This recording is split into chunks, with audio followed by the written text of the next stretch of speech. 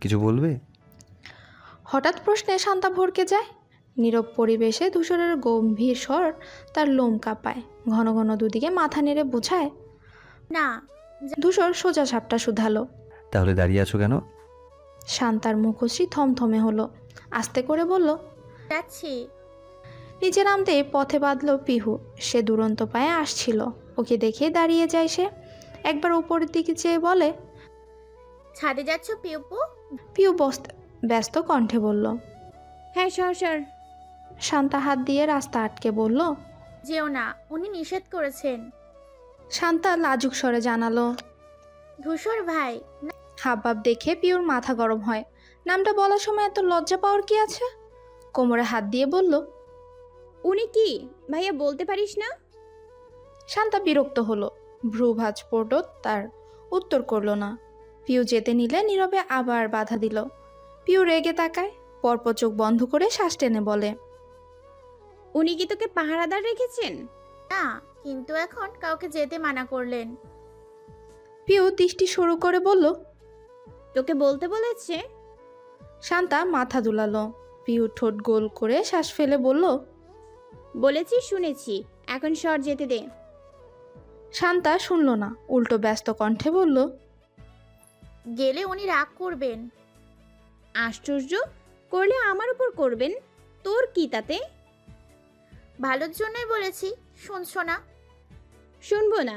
ধূসর ভাই যদি পুরো দুনিয়াটাকেও পাহারা বসান, ওনার কাছে যাওয়া থেকে আমাকে আটকাতে সফল হবে না। শান্তার রাগ হলো। পিউ বয়সে বড় দেখে মুখের উপর কিছু বলতে পারলো না। বলল কি সে তোয়াক্কা করবে? পিউ ওকে ঠেলে ঠুলে উপরে উঠে নেয়। এর আগে ওপাশ থেকে নেমে এলো ধূসর। থেমে গেল পিহু। ধূসর দুজনকে দেখেও এড়িয়ে গেল। পাশ কাটিয়ে নেমে যেতে পিউ পেছন পেছন ছুটল। শান্তা দাঁড়িয়ে থাকলো সেখানেই। আপনি কি আমার সাথে রাগ করেছেন ধূসর ভাই? নামতে নামতে উদ্বিগ্ন স্বরে প্রশ্ন ছুড়ল পিউ। ধূসর থামল না। চলতে চলতে জবাব দিল, না। পিউ বুক ভরে শ্বাস নেয়। খুশি হয়ে আওড়ায়। তাহলে ঠিক আছে। ধূসর থেমে দাঁড়ায় হঠাৎ। ঘাড় বাঁকা করে চেয়ে বলে, কিচ্ছু ঠিক নেই, সময় এলে তোকে বোঝাবো। ঠিক বুঝবেন। ধূসর অর্থটা আর ভেঙে বলে না, শব্দযুক্ত পায়ে নেমে যায়। পিউ বুঝতে না পেরে দাঁড়িয়ে থাকে। মাথায় ঘুরছে, সময় এলে তোকে বোঝাবো কথাটা। কবে আসবে সেই সময়? লীলাবালি লীলাবালি বড় যুবতী সৈগ, বড় যুবতী সৈগ, কি দিয়া সাজাই মুখ ধরে। সাউন্ড সিস্টেমে পুরো দমের চলছে গান। আওয়াজে একজন আরেকজনের গলাও শুনছে না। কাল অব্দি খোলামেলা বাড়িটাতেও আজ পা রাখার জায়গা নেই। বিয়েতে দাওয়াতপ্রাপ্ত সকল মেহমান ঠেসে গিয়েছে একদম। আত্মীয় স্বজনদের উপচে পড়া জমকালো ভিড়। ময়মুনা খাতুনের হাত জিরোচ্ছে না। মেয়ের বিয়ের কাজে ছুটতে হচ্ছে এদিক থেকে সেদিক। কত রকম মেহমানদের আপ্যায়নের দায়িত্ব কাঁধে। রাশিদ মজুমদার সামলাচ্ছে বাইরেটা। তার সঙ্গে অবশ্য লোকের অভাব নেই। এখন তো সাদিফও আগ্রহ ভরে কাঁধে কাঁধ মিলিয়েছে। দুপুর থেকেই হইচই বেঁধেছে। গিজগিজে কথাবার্তায় কান ঝালাপালা। বর্ষা গ্রামে বড় হলেও বেশ মডার্ন। বিয়ে উপলক্ষে তার হাজারখানেক আবদার। এই যেমন বাড়ির গৃহিণীরা চেয়েছিলেন বাড়ির পেছনের উঠোনে গোসল করাবেন ওকে, সেখানেই হলুদ সারবেন, মাটিতে পাটি বিছিয়ে বসাবেন। প্রস্তাবখানা শুনেই বর্ষা নাকচ করে দিল। তার একটাই কথা, স্টেজ করে বসাতে হবে, না হলে সে ঘর আটকে বসে থাকবে। দুদিন বাদেই পরের ঘরে চলে যাবে সে। যে মেয়ে, তার আবদার ফেলার সাহস নেই মজুমদারের। বিনা শর্তে মেনে নিলেন তিনি। ছোটোখাটো একটা স্টেজ সেখানেও গড়লেন। মোতালেব আবার নাচ গানের জন্য বাইরে থেকে লোক আনাবেন রাতে। ভদ্রলোক বুঝলেন না, বাড়ি ভর্তি ছেলে মেয়ে নাচলেই স্টেজে জায়গা হবে না, সেখানে বাইরের লোক পা রাখবে কোথায়? বর্ষাকে পরানো হয়েছে হলুদ রঙের করকরে তাঁতের শাড়ি আর ফুলের গহনা, সাথে টুকটাক মেকআপের আস্তরণ। সব মিলিয়ে শ্যামলা মেয়েটা পরীর মতো হয়ে উঠল। কচি কাঁচা মেয়েরা সব পাল্লা দিয়ে সাজছে। হাঁটলে 2-3টে আছাড় খেয়ে পড়া বাচ্চাটাও শাড়ির আঁচল ছড়িয়েছে পিঠে। এদিকে পুষ্প পড়েছে মহা ঝামেলায়। ইকবাল তাকে বারবার নিষেধাজ্ঞা দিচ্ছে, কিছুতেই বেশি সাজগোজ করা যাবে না। বিয়ে বাড়িতে কত ছেলে আসবেও পরে। ওর ভেতর যত কম সুন্দর লাগবে ততই ভালো। পুষ্প শাড়ির স্ব উচ্চারণ করা বারণ। মেয়েটা চটপট দেখিয়েও লাভ হলো না। ইকবাল গল না, ইকবাল একটুও গলল না। শেষমেশ মুখ ভার করে হলুদে 3 পিস পরেই বের হলো পুষ্প। এর পরপরই ভিডিও কল দিচ্ছে ইকবাল, পরীক্ষা করছে আদৌ কি সে পড়েছে কি। পুষ্প মাঝে মধ্যে বেজায় ক্ষুব্ধ হয় তার এসব স্বভাব দেখে। যার সাথে গোটা জীবন কাটাবে তাকে বিশ্বাস নেই। আশ্চর্য পুরুষ মানুষ। সবাই সেজেগুজে শেষ করে ফেললেও পিউ তৈরি হচ্ছে না। সে অগোছাল রূপেই হাঁটাহাঁটি করছে। এর অবশ্য কারণও আছে। সে এখনও দেখেনি ধূসর কী রঙের জামা পরেছে। আগে ওকে দেখবে, সে মোতাবেক মিলিয়ে নিজেও পরবে। কারণ অনুষ্ঠানে কাপলরা একে অন্যের সাথে ম্যাচিং করে জামা কাপড় পরে। সে আর ধূসর তো মনে মনে কাপল। ধূসর তার না ভেবেই পিউ লজ্জায় গুটিয়ে যায় এক হাত। পিউ সদর দরজায় এসে দাঁড়িয়ে রইল। ধূসর বাড়ির কোথাও নেই। মোতালেব ওকে কাজ ছাড়াই করছে না। অল্পতে দারুণ জমেছে দুজনের। পিউ অপেক্ষা করছে ধূসরের দেখার। প্যান্ডেলে এত ছেলেরা ঘুরছে, মিনা বেগম কড়া করে বলে দিয়েছেন ওখানে না যেতে। গ্রামের ছেলে পেলে কি বলতে কি বলবে। শিয়ানা আর ডাঙর মেয়ে হলে চিন্তার শেষ নেই। পিউর প্রতীক্ষার মাঝেই ধূসর দৃশ্যমান হলো। পাশে সবুজ রঙের শার্ট পরিয়ে তো সাদিফ। দুজন কথা বলতে বলতে এদিকেই আসছে। ওর গায়ে নীল রঙের পাঞ্জাবিটা দেখতেই পিউ উজ্জ্বল পায়ে ঢুকে গেল বাড়িতে। গ্রামের রীতি অনুসারে গোসলের আগে পরে মেয়েকে হাঁটিয়ে নেওয়া বারণ। দুলাভাইয়েরা কোলে করে নিয়ে যান। কিন্তু জাতিগোষ্ঠীতে বর্ষাই সব থেকে বড়। দুলাভাই আসবে কোত্থেকে? কোলে নেওয়ার কথা উঠতেই মিনা বেগম হৈ হৈ করে ধূসরের নাম জানালেন। সে মোতাবেক রুবাইদা বেগমও ছুটে এলেন ছেলের কাছে। জল জলে চোখ মুখে প্রস্তাবখানা রাখতেই ধূসর এক কথাই বলে দেয়, আমি পারবো না। রুবাইদা বেগম হাসি নিভে গেল। অবাক হয়ে বললেন, ও মা, কেন? ধূসর রুমাল দিয়ে মুখের ঘাম মুছতে মুছতে জানালো, এমনি। এটা কোনো কথা হলো? হলো। মেয়েদের সাথে কথা বলি না যেখানে, সেখানে করে নেওয়া তো অনেক কিছু। আনকমফোর্ট ফিল হয়। অন্য কাউকে বলো। বর্ষা তো তোর বোনের মতন, কোলে নিলে কি হয়? পিউ যখন পায়ে ব্যথা পেল ওকে তো নিয়েছিলি। ধূসর মায়ের দিকে অসহায় চোখে তাকায়, মনে মনে আওড়ায়, আচ্ছা, পিউ আর বাকি মেয়ে এক? মুখে বলল। তখন ইচ্ছে করেছে, এখন করছে না। সাদিফকে বললেও সমস্যা কি? রুবাইদা বেগম হার মেনে বললেন, আচ্ছা, ওকেও বলি বরং। সাদিফ বাধ্য ছেলে, একবার বলাতেই রাজি। বর্ষার কামরা ছিল দোতলায়। একদম সেখান থেকেই কোলে তুলে পেছনের উঠোন অবধি নিয়ে এলো সে।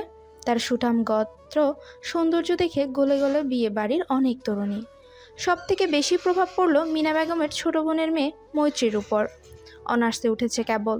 সাদিফকে দেখে তার গা ছুলো খোলা বসন্তের হাওয়া। পিহু নীল রঙের শাড়ি পরেছে, কোমর অবধি খোলা চুল, সাথে অল্প অল্প সেজেছে। কিন্তু বিপত্তি বাঁধল লিপস্টিক দিতে গিয়ে। নীলের সাথে কোন রঙের মানাবে কিছুতেই সিদ্ধান্ত নিতে পারছে না। লাল পরবে না গোলাপি নাকি মেহরুন, তার দ্বিধাদ্বন্দ্বের মধ্যেই ঘরে ঢুকলো পুষ্প। বোনকে দেখে প্রথম দফায় মুগ্ধ হলো। প্রিয় জীবনে প্রথম শাড়ি পরলো আজ। দেখতে হুড়ের মতো লাগছে। পরপর ভ্রু কুচকে বলল, গায়ে হলুদের দিন তুই এই কালার পরেছিস কেন? হলুদ পরতে হয় জানিস না? পিউ ঘুরে তাকালো না, আয়নার দিকে চেয়ে থেকেই বলল, ইচ্ছে হয়েছে তাই। পুষ্প মৃদু হাসলো, দুপা ফেলে এগিয়ে গেল। পেছন থেকে বোনের গলা জড়িয়ে ধরে বলল, রাগ করছিস? পিউ ভেঙচি কেটে বলল, রাগ করবো কেন? আমি কে? মানুষ ইচ্ছে করলেই আমাকে বকবে, মারবে, ধমকাবে, তাতে কি? আমি তো সরকারি। পুষ্প গাল টেনে দিয়ে বলল, ওরে আমার বাবুটা, তুই তো আমার সব থেকে আদরের। তখন একটু ধমকেছি বলে এতদিনের ভালোবাসা ভুলে যাবি? পিউ এতক্ষণ ঘুরে তাকায়, আহ্লাদি স্বরে বলে, আর বকবি আমায়? না না, মাথা খারাপ। পিউ হাসলো, ঝকঝকে দাগ উন্মুক্ত হলো। পুষ্প অভিভূতের ন্যায় আওড়ালো, তোকে যে কি সুন্দর লাগছে রে পিউ। Thank you. আচ্ছা আপু, কোন লিপস্টিকটা পরবো? মেরুন পর, ভালো লাগবে। আচ্ছা। পিউ ঘুরে আবার আয়নার পানে তাকায়। পুষ্প ঘর থেকে বের হতে হতে বলল, তাড়াতাড়ি আসিস। আসছি আসছি। পিউ একা একা শাড়ি পরেছে। অত গোছানো না হলেও হয়েছে কোনো রকম, কিন্তু কুচি উল্টে যাচ্ছে বারবার। এ নিয়েও মুসিবতে পড়েছে ভীষণ।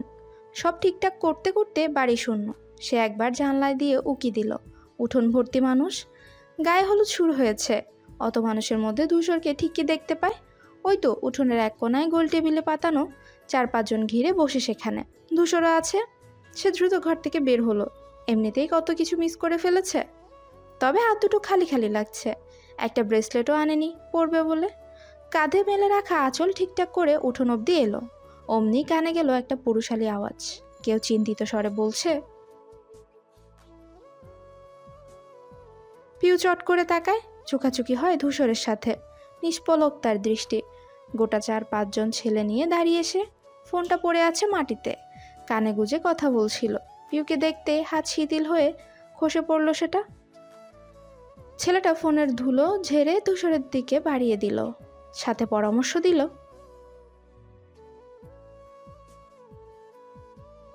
ধূসরের জবাব নেই, থমকে আছে সে। কথা কানে ঢুকছে কিনা আদৌ সন্দেহ। সে ব্যস্ত সামনের নীল জামদানি পরিহিতা মেয়েটিকে নিপুণ চোখে দেখতে। পিউ ঘটনার আগামাথা জানে না, বুঝলও না। সে ধূসরের চাউনি দেখে গুটিয়ে গেছে, লজ্জায় মাথা নামিয়েছে। মিনা বেগম কুলো নিয়ে পাশ দিয়েই যাচ্ছিলেন। হঠাৎ মেয়েকে দেখেই দাঁড়িয়ে গেলেন। পা থেকে মাথা অবধি দেখে আওড়ালেন, মাশাল্লাহ, কে সাজালো তোকে? আমি একাই সেজেছি। মিনা বেগম আপ্লুত হয়ে মেয়ের মাথায় চুমু খেলেন, সাথে কুলোর উপর রাখা কূপের কালি নিয়ে লাগিয়ে দিলেন গলায়। মায়ের যাওয়ার থেকে দৃষ্টি এনে পিহু আবার ধূসরের দিকে তাকায়। সে তখনও চেয়ে আছে। তার দিক তাকাতেই চেয়ারে বসলো কেমন, হাঁসফাঁস করে উঠল, যেন শ্বাস নিতে পারছে না সে। পরপর টেবিল থেকে বোতল নিয়ে চিপি খুলে ঢকঢক করে পানি খেলো। পিহু দাঁড়িয়ে থাকে, খুব করে চায় ধূসর একবার কাছে আসুক, এসে জানা কেমন লাগছে। কিন্তু এলো না যে। ভাঙা ফোনটা হাতে নিয়ে ব্যস্ত দেখালো। পিওর আনন্দে মিহে আসে, মুখ ভার হলো। সে ফাঁকে ছুটে এলো সাদিফ। গলায় ঝুলছে তার পার্সোনাল ক্যামেরা। পিউকে দেখেই বলল, মাই গুডনেস, তোকে তো পরীর মতো লাগছে। পিউ আলগোছে উপর হাসলো। এত সুন্দর প্রশংসাও তার মন ভালো করতে পারেনি। মেয়েরা প্রিয় মানুষের মুখের একটু তারিফ শুনলেই যে খুশি হয়, পুরো পৃথিবী সেখানে বিফল। সাদিফ বলল, চল ছবি তুলে দিই। না, আয় আগে সেলফি তুলি। পিউ মানা করলো না। সাদিফ ফোনের ক্যামেরা উঁচু করে ধরলো। পরপর ক্যাপচার হলো তাদের যুগল ছবি। ধূসর উঠে যাচ্ছিল। কোত্থেকে শান্তা এসে দাঁড়িয়ে গেল সামনে। অতগুলো ছেলেকে এড়িয়ে সরাসরি তাকিয়ে বলল, আপনি কি ভালো ছবি তুলতে পারেন ভাইয়া? আমাকে তুলে দেবেন?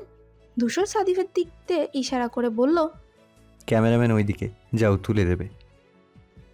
এরপর চলে গেল সে। শান্তা মনস্তাপ নিয়ে দাঁড়িয়ে থাকে। পাশ থেকে এলাকার ছেলে রাকিব দাঁত কেলিয়ে প্রস্তাব করে। আমি তুলে দেই শান্তা। শান্তা জ্বলে উঠে বলল, আপনাকে বলেছি নিজের কাজ করুন। সাদিফ ছবি তুলতে ভালোবাসে, আর সেই ভালোবাসার চক্করেই ফেসেছে পিহু। এদিকে সেদিকে টেনে নিচ্ছে ওকে। এখানে বস, ওভাবে তাকা, ওদিকে ঘোর, এরকম হাজার খানিক ইনস্ট্রাকশন দিচ্ছে। পিউ মনোযোগ দিয়ে পোজ দিতে পারছে না। তার মাথায় একটা নতুন চিন্তা বাসা বেঁধেছে। চিন্তার নাম শান্তা। কাল থেকেই লক্ষ্য করছে মেয়েটা একটু বেশিই ধূসরের ধারে কাছে ঘিসছে। মতলব কি ওর? কোনোভাবে যদি উল্টাপাল্টা চিন্তা করে তাহলে এক চড়ে সিধে করে দেবে পিহু। টেনে সব চুল ছিঁড়ে দেবে। ধূসর বাইকে নিয়ে নো কম্প্রোমাইজ। কিরে দেখ এইদিকে। পিহু নড়ে চড়ে ল্যান্সের দিকে তাকায়। সাদিপ ক্লিক করে। এর মধ্যে পেছনে এসে দাঁড়ালো মৈত্রী। আস্তে করে ডাকলো, শুনছেন? সাদিপ ঘুরে তাকায়। বাঙালি মেয়েদের মতো শাড়ি পরা, খোপা করা মেয়েটিকে চিনতে পেরে বলে, জি বলুন। আমার কটা ছবি তুলে দেবেন? সাদিপ কিছু বলার আগেই সামনে থেকে পিউ চটপট কণ্ঠে বলে দেয়, হ্যাঁ হ্যাঁ নিশ্চয়ই, কেন দেবে না? আমার সাদিপ ভাইয়া দারুণ ছবি তোলে।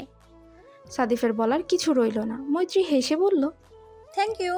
আসলে বিয়ে বাড়িতে সবাই ব্যস্ত, ফটোগ্রাফাররা বসার ছবি তুলছে তো, তাই আমি আপনাকেই বলছিলাম।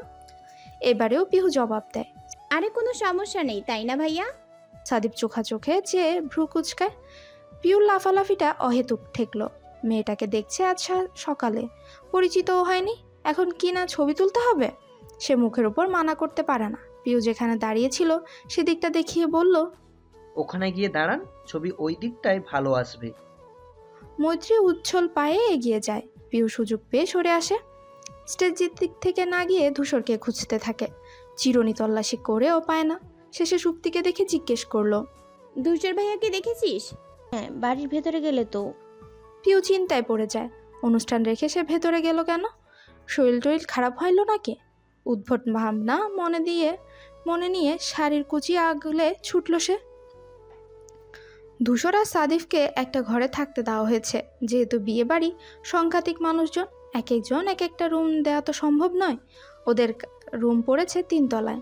পিউ ক্রুস্ত সিঁড়ি বেয়ে উঠল। বাড়িতে আপাতত কেউ নেই, সবাই ওখানে। পিউ একদমে গিয়ে রুমের সামনে দাঁড়ালো। দরজা ভেজানো। পিউ টোকা দিয়ে ডাকলো। ধূসর ভাই শুনছেন? ছাড়াইলো না। সে আবার ডাকলো। শুনছেন? আপনি কি আছেন ভেতরে? জবাব এবারেও আসে না। পিউ দরজা ঠেলে দেয়।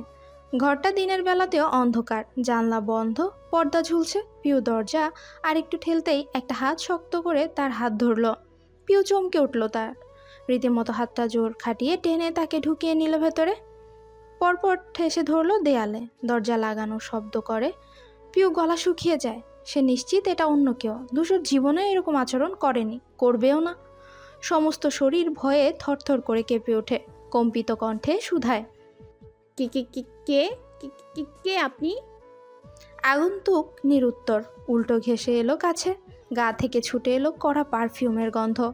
উষ্ণ শ্বাস তেড়ে এসে পড়ল মুখমণ্ডলে। পিউ বিভ্রান্ত হয়ে পড়ল। অভয় ছাড়া কিছুই বুঝাতে না পেরে দ্বিধাদ্বন্দ্বে ভুগল। চেনা সুবাসে অপরিচিত আচরণ ভ্রান্ত করল মস্তিষ্ক। সে চটজলদি ফোনের সাইড বাটন চেপে আলো ধরতে গেলেই ওর হাত আটকে দিল আগন্তুক। পিউ এবার নেতিয়ে গেল সচকায়। এ কিছুতেই ধূসর হবে না। কোনো বখাটের পাল্লায় পড়েছে নির্ঘাত।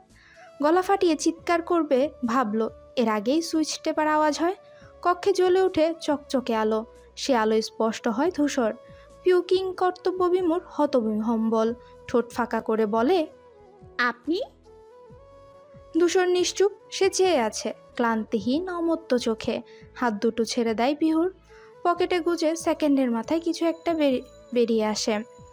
প্যাকেট ছিঁড়ে পিউর চোখের সামনে উন্মুক্ত হয় দুমুঠো নীল কাচের চুড়ি। পিউ স্তব্ধ, বিস্মিত। ধূসর তার বিস্ময়ের তোয়াক্কা করল না। মুখ ফুটে একটা কথাও বলল না। চুপচাপ ওর হাত তুলে উঁচুতে ধরল। মুঠোভর্তি চুড়ি 5 আঙ্গুলে ভরে কবজিতে রাখলো। তারপর একটা একটা করে কবজি বেয়ে নামালো। পুরোটা সময় পিউ হতবাক হয়ে চেয়ে থাকলো। অথচ ধূসর ভ্রুক্ষেপহীন, নিরূপ দ্রব্য। পিউ এর ফর্সা খালি দুটো হাত নিমিষেই চুড়িগুলো দখল করে নিল। ধূসর তার হস্তদ্বয় মুঠোয় তুলে উল্টে পাল্টে বলল, এবার ঠিক আছে। আপনি এগুলো আমার জন্য কিনেছেন ধূসর ভাই? পিহুর অবিশ্বাস্য কণ্ঠ। ধূসর বলল, না, রাস্তায় পড়েছিল, ভাবলাম ফেলে দেবো, তাই নিয়ে এসেছি। পিহু চোখ নামিয়ে মুচকি হাসলো। জানালো, আমার খুব পছন্দ হয়েছে। বলতে বলতেই তাকাতেই দেখলো ধূসর তার আপাদমস্তক দেখছে। দৃষ্টিতে মুগ্ধতা। শাড়ি পরা পিহুকে প্রথম দেখলো কি না। এক পর্যায়ে ভ্রু কুচকায় সে জিজ্ঞেস করে, কুচির এই হাল কেন? ধূসরের চোখ অনুসরণ করে তাকালো পিহু। আগের মতোই কুচি সরে গেছে দুদিকে। ঠোঁট উল্টে ভীষণ দুঃখ নিয়ে বলল, একা একা পড়েছি, তাই না? ধূসর তাকায়, শ্বাস ছাড়ে। হুট করে হাঁটু মুড়ে বসে যায়। আশ্চর্য হয় পিহু। পাথর বনে দাঁড়িয়ে রয়। ধূসর একটা একটা করে কুচি ধরে ঠিকঠাক করে দিচ্ছে। পিহু বাকরুদ্ধ। জিভে শব্দ নেই, মুখে কথা নেই। কাজ শেষে ধূসর সোজা হয়ে দাঁড়ায়। পিহু প্রবল বিস্ময়ে চেয়ে থাকে তার তামাটে চেহারায়। ধূসর তার মাথার এক পাশের দেয়ালে হাত রেখে কিছু বলতে চায়। এর আগে বাইরে থেকে পুষ্পর গলার স্বর ভেসে এলো। উঁচু কণ্ঠে নাম ধরে ডাকছে সে। পিহু ভয় পেয়ে গেল। চোখ বড় করে বলল, আপু আসছে। সমস্যা নেই। আছে, এভাবে দেখলে কি না কি ভাববে। কি ভাববে? পিহু চুপ করে যায়। কি ভাববে তা কি মুখ ফুটে বলা যায়? লজ্জা লাগবে না? পুষ্প ডেকে ডেকে হয়রান। পিহুর সাড়া নেই। আচমকা ধূসরে চিল্লিয়ে জানালো, এদিকে পুষ্প। পিহুর মুখ আতঙ্কে ছোট হয়ে এলো। চৌকিতে চেয়ে বলল, ডাকলেন কেন? ধূসর জবাব দেয় না। ডাক শুনে পুষ্প ঘরে ঢুকে পড়ে। দেয়ালে লেপটে থাকা পিহু আর কাছাকাছি ধূসরকে দেখে থতমত খেয়ে চোখ ফেরালো। পিহু মুচড়ে উঠলেও ধূসর সরল না। একটা দূরত্ব অবধি বাড়ালো না। সে নিরুদ্বেগ। পুষ্প ব্যস্ত কণ্ঠে বলল, তোকে আম্মু ডাকছেন, আয়। বলে দিয়েই বেরিয়ে গেল। ভাবভঙ্গি স্বাভাবিক। পিহুর কপালে ভাঁজ পড়ে। ধূসর এতক্ষণে সরে দাঁড়ায়, চোখ ইশারা করে বলে, যা। পিউ হাঁটা ধরল। এক পা বাড়াতে গেলে ধূসর পেছন থেকে শাড়ির আঁচল টেনে ধরল। চমকে থমকে গেল সে, দুরু দুরু বুকে ঘাড় ঘুরে তাকালো। ধূসর উদ্বেগহীন শান্ত কণ্ঠে বলল, শাড়ি পরেছিস ভালো কথা, সামনে রাখার দায়িত্বটাও তোর। আমি যেন না দেখি শরীরের অযাচিত কোনো অংশ বেরিয়েছে। পিহুর মনে বৃষ্টি নেমেছে। খড়খড়ে মরুভূমিতে ঝুমঝুম বৃষ্টির শব্দ ভারী পাত উথাল পাতাল করে দিচ্ছে ভেতরটা। প্রশান্তির হাওয়া বারে বারে ছুঁচ্ছে কোমল স্নিগ্ধ মুখমণ্ডল। লজ্জায় হাত দুটো জায়গা পাচ্ছে বক্ষে, হৃদস্পন্দন হচ্ছে কয়েক গুণ বেশি। ধূসর ভাইয়ের এই আচরণ তার কাঙ্ক্ষিত, তবে অপ্রত্যাশিত। কল্পনাও করেনি মানুষটা এমন করবে। আজ আর কোনো দ্বিধা নেই তার। সব সন্দেহ, সমস্ত অনুমান এখন বিশ্বাসে রূপ নিয়েছে। ধূসর ভাই সত্যি তাকে ভালোবাসেন। ভালো না বাসলে কেন চুড়ি কিনবেন? সে যে গাড়িতে বসে বলেছিল চুড়ি কেনা হয়নি। কেনই বা মনে রাখবেন সে কথা? কেনই বা পরাবেন নিজ হাতে? আর ওই চাহনি, ওই তাকানোর ধরন, সে কেবল এক প্রেমিক পুরুষেরই হতে পারে। পিহু লজ্জা লজ্জা নিয়ে ফের উঠানে গিয়ে দাঁড়ালো। বুকটা তখনও কাঁপছে। বর্ষাকে হলুদ লাগানো শেষ হয়নি, চলছে এখনও। আত্মীয় স্বজনদের প্রত্যেকেই আঙ্গুল দিয়ে ছুঁয়ে দিচ্ছে ওর শ্যামলা গাল দুটো। পিউ আশেপাশে তাকালো। ধূসরও এসে দাঁড়িয়েছে কেবল।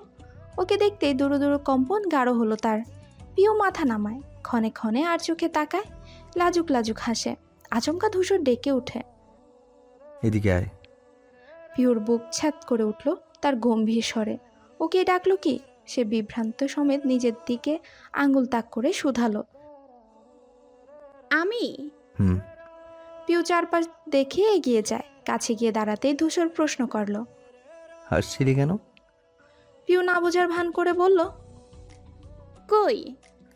চুপচাপ গিয়ে দাঁড়িয়ে থাকবি, এদিকে তাকাতে যেন না দেখি। পিউর মুখ চুপসে এলো। একটু আগে কি সুন্দর করে চুড়ি পরানো, কুচির ভাঁজ ঠিক করে দেয়া মানুষটাকে আচমকা ঘোল পাল্টে ফেলায় তাজ্জব বনে গেল। বলল না কিছু, ফিরে এসে মন খারাপ করে দাঁড়িয়ে থাকলো। বর্ষার নানি আর তার বয়সী কয়েকজন গীত করছেন। বর্ষা আর লাগাতে চাইছে না, সমস্ত চেহারা ভরে গেছে। কয়েকজন শয়তানি করে পুরো মুখে মেখে দিয়েছে। তার মধ্যে শীতের দিন জলের ফোঁটাতেও উঠছে কাঁপুনি। তার কথা শুনলেও কেউ মানল না। সে যতবার মুচড়ে উঠছে, ময়মুনা খাতুন ততবারই বলছেন, আর একটু বস, হলুদ যত লাগাবি মুখ তত উজ্জ্বল দেখাবে। পুষ্প ফোন নিয়ে পিউর কাছে এসে বলল, আমাকে কটা ছবি তুলে দিবি? আয়। জবা বেগমের পাশে ও দাঁড়িয়েছিল এতক্ষণ, চলে এসেছে খেয়াল করেনি। হঠাৎ পাশে না দেখে এদিক ওদিক চাইলেন তিনি। একটু দূরে সাদিবকে দেখা গেল, দাঁড়িয়ে দাঁড়িয়ে মৈত্রীর ছবি তুলছে। জবা বেগমের কপালে ভাঁজ পড়ে। তিনি উদ্বিগ্ন চোখে পুষ্পকে খুঁজলেন। পেয়েও গেলেন, তার ছবি তুলছে পিহু। জবা বেগমের রাগ হলো, হনহনিয়ে হেঁটে এলেন। কথাবার্তা না বলে সাদিবের হাত টেনে হাঁটা ধরল। ভরকালো সে, হতভম্ব হলো মৈত্রী। সাদিব ভীষণ কৌতূহলে হাবুডুবু খেল, উদ্গ্রীব হয়ে শুধালো, কি হয়েছে মা? জবা বেগম নিশ্চুপ, একদম পুষ্পদের ওখানটাই এসে থামলেন। দুজনেই কাজ থামিয়ে তাকালো। তিনি খেকিয়ে ছেলেকে বললেন, তোদের গলায় এত বড় একটা ক্যামেরা থাকতে পুষ্পটা ফোনে ছবি উঠাবে কেন? তুই থাকতে পিউবা কেন ছবি তুলে দিবে? ওদের ছবি না তুলে তুই অন্য মেয়ের ছবি তুলছিস? কথা শুনে মনে হলো ভয়াবহ অপরাধ করে ফেলেছে। সাদিব তবদা খেয়ে চেয়ে থাকে। পুষ্পর মাথার উপর দিয়ে গেল পিহুর ভ্রু টান টান হয়। সে জানে সব, নিজেও তাল মিলিয়ে বলল, তাই তো দেখেছো সেজমা, সাদিব ভাইয়া কি ফাঁকিবাজ। বিয়ে বাড়িতে সুন্দর মেয়ে দেখে তাদের পিছনে ছবি তুলবে বলে, আর আমরা বুঝি বানের জলে ভেসে এলাম। সাদিব ভেবাচাকা খেয়ে তাকায়। কি বিচ্ছু, কি বিচ্ছু! এই মেয়েই তো তাকে ফাঁসিয়ে দিয়ে এলো তখন। সে যে ছবি তুলতে নিয়েছে, মৈত্রী মেয়েটার নামই নেই। তুলতেই বলছে। একটু ক্লান্তিও আসে না বাবা। সেও মুখের উপর মানা করতে পারছিল না বিদায়। অথচ দেখো, পিউটা ঠিক রূপ পাল্টে নিল। সাদিব তির্যক দৃষ্টিতে তাকাতে পিউ ব্যস্ত কণ্ঠে বলল, দেখো সেজমা দেখো, সত্যি কথা বলছি বলে কেমন করে তাকাচ্ছে দেখো। জবা বেগম চোখ রাঙিয়ে বললেন, সাদিব, একদম ওর দিকে এভাবে তাকাবি না বলে দিলাম। সাদিব দীর্ঘশ্বাস ফেলে বলল, আচ্ছা তাকালাম না, এখন বলো কি করতে হবে। কি আবার? পুষ্পর ছবি তুলে দে। দিচ্ছি, এই সোজা হয়ে দাঁড়া। এত সবের মাঝে এতক্ষণ বোকার মতো চেয়েছিল পুষ্প, সাদিফের কথায় নড়ে চড়ে উঠল, আস্তে করে জানালো, ভাইয়া দরকার হতো না, তোমার কাজ থাকলে। দরকার নেই মানে? অবশ্য দরকার আছে। ও ক্যামেরা ঢাকা থেকে টেনে এনেছে কেন, যদি কাজেই না লাগে? সাদিফ অতিষ্ঠ ভঙ্গিতে দুদিকে মাথা নাড়ল, ক্যামেরা তুলে বাম চোখে ঠেকালো। পুষ্প উপায় না পেয়ে সজাগ হয়ে দাঁড়ায়। জবা বেগম বিজয়ী হাসলেন, পিউকে বললেন, চল পিউ, আমরা ওইদিকে যাই। পিউ হাত আঁকড়ে মাথা দুলিয়ে বলল, চলো। সেজমা হঠাৎ তোমার ওপর খেপলো কেন ভাইয়া? হুম হুম। সাদিফ কাঁধ উঁচু করে বলল, কি জানি। বিড়বিড় করলো, ক্যামেরা আয়নাই ভুল, যার ছবি তুলতে চাই সে বাদে দুনিয়ার সব এসে সিরিয়াল দিচ্ছে। ধূসরের একটা অদ্ভুত ক্ষমতা আছে, যেখানে যায় জোয়ান জোয়ান ছেলেরা ফ্যান হয়ে যায় তার। ব্যক্তিত্বে নাতা নাতা ভাবটা ফুটে বলেই সবাই পিছু পিছু হাঁটে। গতকাল বিকেলেই ধূসর গ্রামের বাজারে গেছিল। টঙের বসে আলাপ হয়েছে কয়েকজনের সাথে, নিজের পকেটের টাকা খরচ করে চাও খাইয়েছে তাদের। মুহূর্তেই ছেলেগুলো তার ভক্ত হয়ে গেল। দুদিনেই চেলাপেলা জুটিয়ে নিয়েছে সে। সেদিক যেদিক যাচ্ছে তারাও সাথে সাথে হাঁটছে। মাত্র এসে দাঁড়ালো, অমনি তিনজন ঘিরে দাঁড়িয়ে গেল। গিজগিজে মানুষে শীতকালেও ঘামছিল ধূসর। সেই ক্ষণে তুহিন হাতে করে কোক বয়ে আনে, ওর দিকে বাড়িয়ে দিয়ে বলল, নিন ভাই, খান, ভালো লাগবে। থ্যাঙ্কস। ধূসর মুচকি এসে বোতল হাতে নেয়, চুমুক বসায়, ঘুরে ফিরে তাকায় পিহুর পানে। বর্ষাকে হলুদ লাগানোর ইচ্ছে জেগেছে তার। কুলোয় রাখা বাটি থেকে হলুদ তুলে স্টেজের দিকে পা ফেলতে মিনা বেগম টেনে ধরল। পিউ ভয়ে পেয়ে থেমে গেল। কোথায় যাচ্ছিস? আপুকে হলুদ মাখাবো। না, দূরে থাক। আর ওকে গোসল করানোর সময় যে পানি গড়িয়ে যাবে সেটাতে পা ছোঁয়াবি না, বলে দিলাম। পিউ অবাক হয়ে বলল, ওমা কেন? অবিবাহিত মেয়েরা এসব গায়ে লাগানো ঠিক নয়, যা দূরে গিয়ে দাঁড়া। পিউ নাক কুচকে বলল, যত সব কুসংস্কার। মিনা বেগম রেগে গেলেন, ক্ষেপে বললেন, এক চর মারবো, যা বলছি তাই হবে, যা সর এখান থেকে। শান্তা পাশেই ছিল, কথাটায় ফিক করে হেসে উঠল। পিউ কষ্ট পেল, এত মানুষজনের মধ্যে ধমক, তার উপর শান্তার হাসি, দুটোই সম্মানে লাগলো খুব। অভিমান করলো মায়ের উপর। বাড়ির সবাই তাকে বকে, মা, আপু, ধূসর ভাই, সাদিপ ভাই। হু হু করে কান্না পেল, চোখ চিকচিক করে উঠল। হাত পা ছুঁড়ে উঠোনের একদম শেষ মাথায় গিয়ে দাঁড়ালো। নাক পিটপিট করতেই শাড়ির আঁচল দিয়ে মুছে নিল। ধূসর বাবুর্চিখানার ওখানে গেছিল, ফিরে এসে স্টেজের কাছে পিউকে দেখলো না। চোখ ঘুরিয়ে খুঁজলো সে, না পেয়ে এগিয়ে আসে, আশেপাশে তাকায়, কল দেবে ভেবে পকেটে হাত দেয়। হঠাৎ চোখ যায় উঠোনের কোনায়, একা দাঁড়িয়ে মেয়েটা। ধূসর কপাল গুছিয়ে এগিয়ে যায়। কি করছিস এখানে? পিউ নাক টেনে টেনে তাকালো। ধূসরকে দেখে অভিমান গাঢ় হলো তার, চোখ ভরে উঠল, রীতিমতো গড়িয়ে পড়ল গাল বেয়ে। ধূসর উদ্বিগ্ন কণ্ঠে শুধালো, কাঁদছিস কেন? পিউ নিমিষে জ্বলে উঠে বলল, সব আপনার জন্য হয়েছে ধূসর ভাই, আপনিই সব কিছুর জন্য দায়ী। ধূসর তাজ্জব হয়ে বলল, আমি কি করলাম? আপনার জন্যই তো এখনো বিয়েটা হচ্ছে না। বর্ষা আপুকে হলুদ লাগাতেও পারিনি। কি হতো যদি আমায়... বলতে বলতেই থেমে গেল পিহু। সম্বিত ফিরল তার, জিভ কেটে চোখ খিচে ফেলল। নিভু নিভু চাউনিতে ধূসরের দিকে তাকালো, অথচ সে অভিব্যক্তহীন, শুধু বলল, আয়।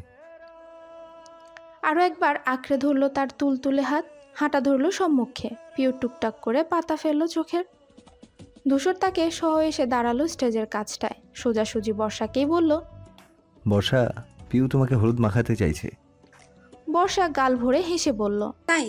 আয় পিউ, ছিলাম তোদের। পিউ ভয়ে ভয়ে মায়ের দিকে তাকায়। মিনা বেগম বলতে গেলেন, ধূসর, এসব অবিবাহিত মেয়েদের লাগাতে নেই। কথাটা তাল মেলালেন গ্রামের আরও কজন রমণী। বর্ষার নানিও ছিলেন সাথে। ধূসর এক কথায় বলে দিল, এগুলো কুসংস্কার বড় মা, তুমি তো সবার থেকে আলাদা বলেই তোমাকে ভালোবাসি আমি। তোমার মুখে এসব মানায়? মুখ বন্ধ হয়ে গেল ভদ্রমহিলার, উত্তর করতেই পারলেন না। ধূসর পিউকে ইশারা করলো। যা। সে খুশি হয়ে গেল, ঝলমল তারার ন্যায়। উজ্জ্বল পায়ে স্টেজে উঠল, দুহাত ভরে হলুদ তুলে বর্ষা দুগালে মাখালো। তার উপচে পড়া হাসি চকচকে চেহারা দেখে আরেক দিকে চেয়ে শ্বাস টানল ধূসর। পরপর মৃদু হেসে ফিরে এলো। শান্তার হাতে ফোন, ভিডিও ক্যামেরা অন সেখানে। ধূসর যেদিকে যাচ্ছে বন্দি করছে তাকে।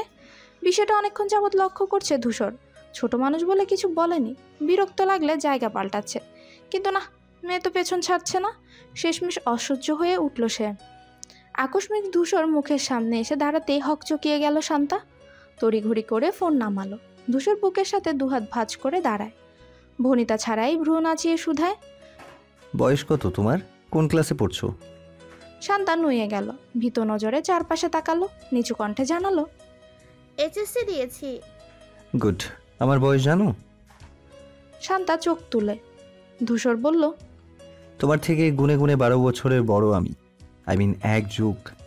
ছোট্ট মানুষ, তাই ঠান্ডা মাথায় বলছি, সময় আছে, শুধরে যাও। বলে দিয়ে চলে গেল সে। শান্তা মন খারাপ সমেত চেয়ে রইল। পরপর বিড়বিড় করলো, বয়স কোনো ব্যাপার না। অনেক হলো হলুদ মাখামাখি, এবার নাচানাচির পালা। স্টেজ ঘিরে সবাই হৈ হৈ করে উঠল। বর্ষার জ্ঞাতি গোষ্ঠীতে যত মেয়ে ছেলে আছে সবাই নাচবে বলে প্রস্তুত। সাউন্ড সিস্টেমের বাংলা গান বদলে ধরা হলো হিন্দি জমকালো বিয়ের গান। যে যেই গানে প্র্যাকটিস করেছে সেটাতেই পারফর্ম করবে।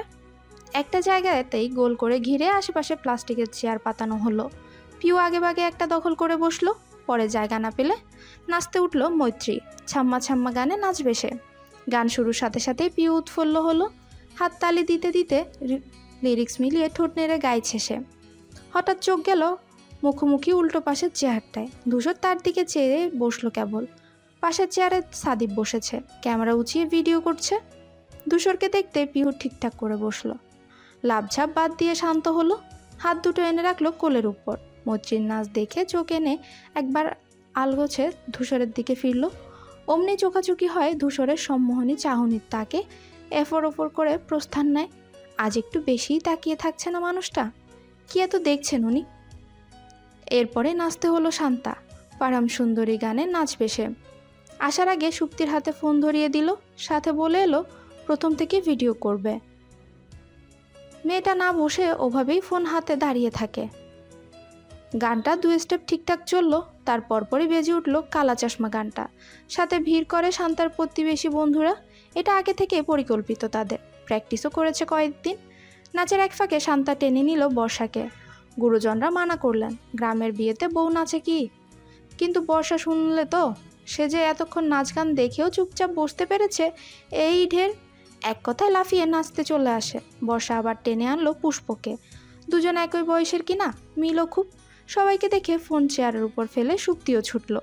ভিড়ল মৈত্রীরাও। পুষ্প এসে পিউকে ধরে। সে বিনা বাক্যে উঠে যায়, তাল মেলায়। আস্তে আস্তে ছেলেরাও যোগ দিল। মুহূর্তের মধ্যে জায়গাটায় হই হুল্লোড়ে বেঁধে গেল। নাচের সাথে গলা ফাটিয়ে গাইছে তারা। পিউ নিজের সুবিধায় শাড়ির আঁচল কোমরে পেঁচালো।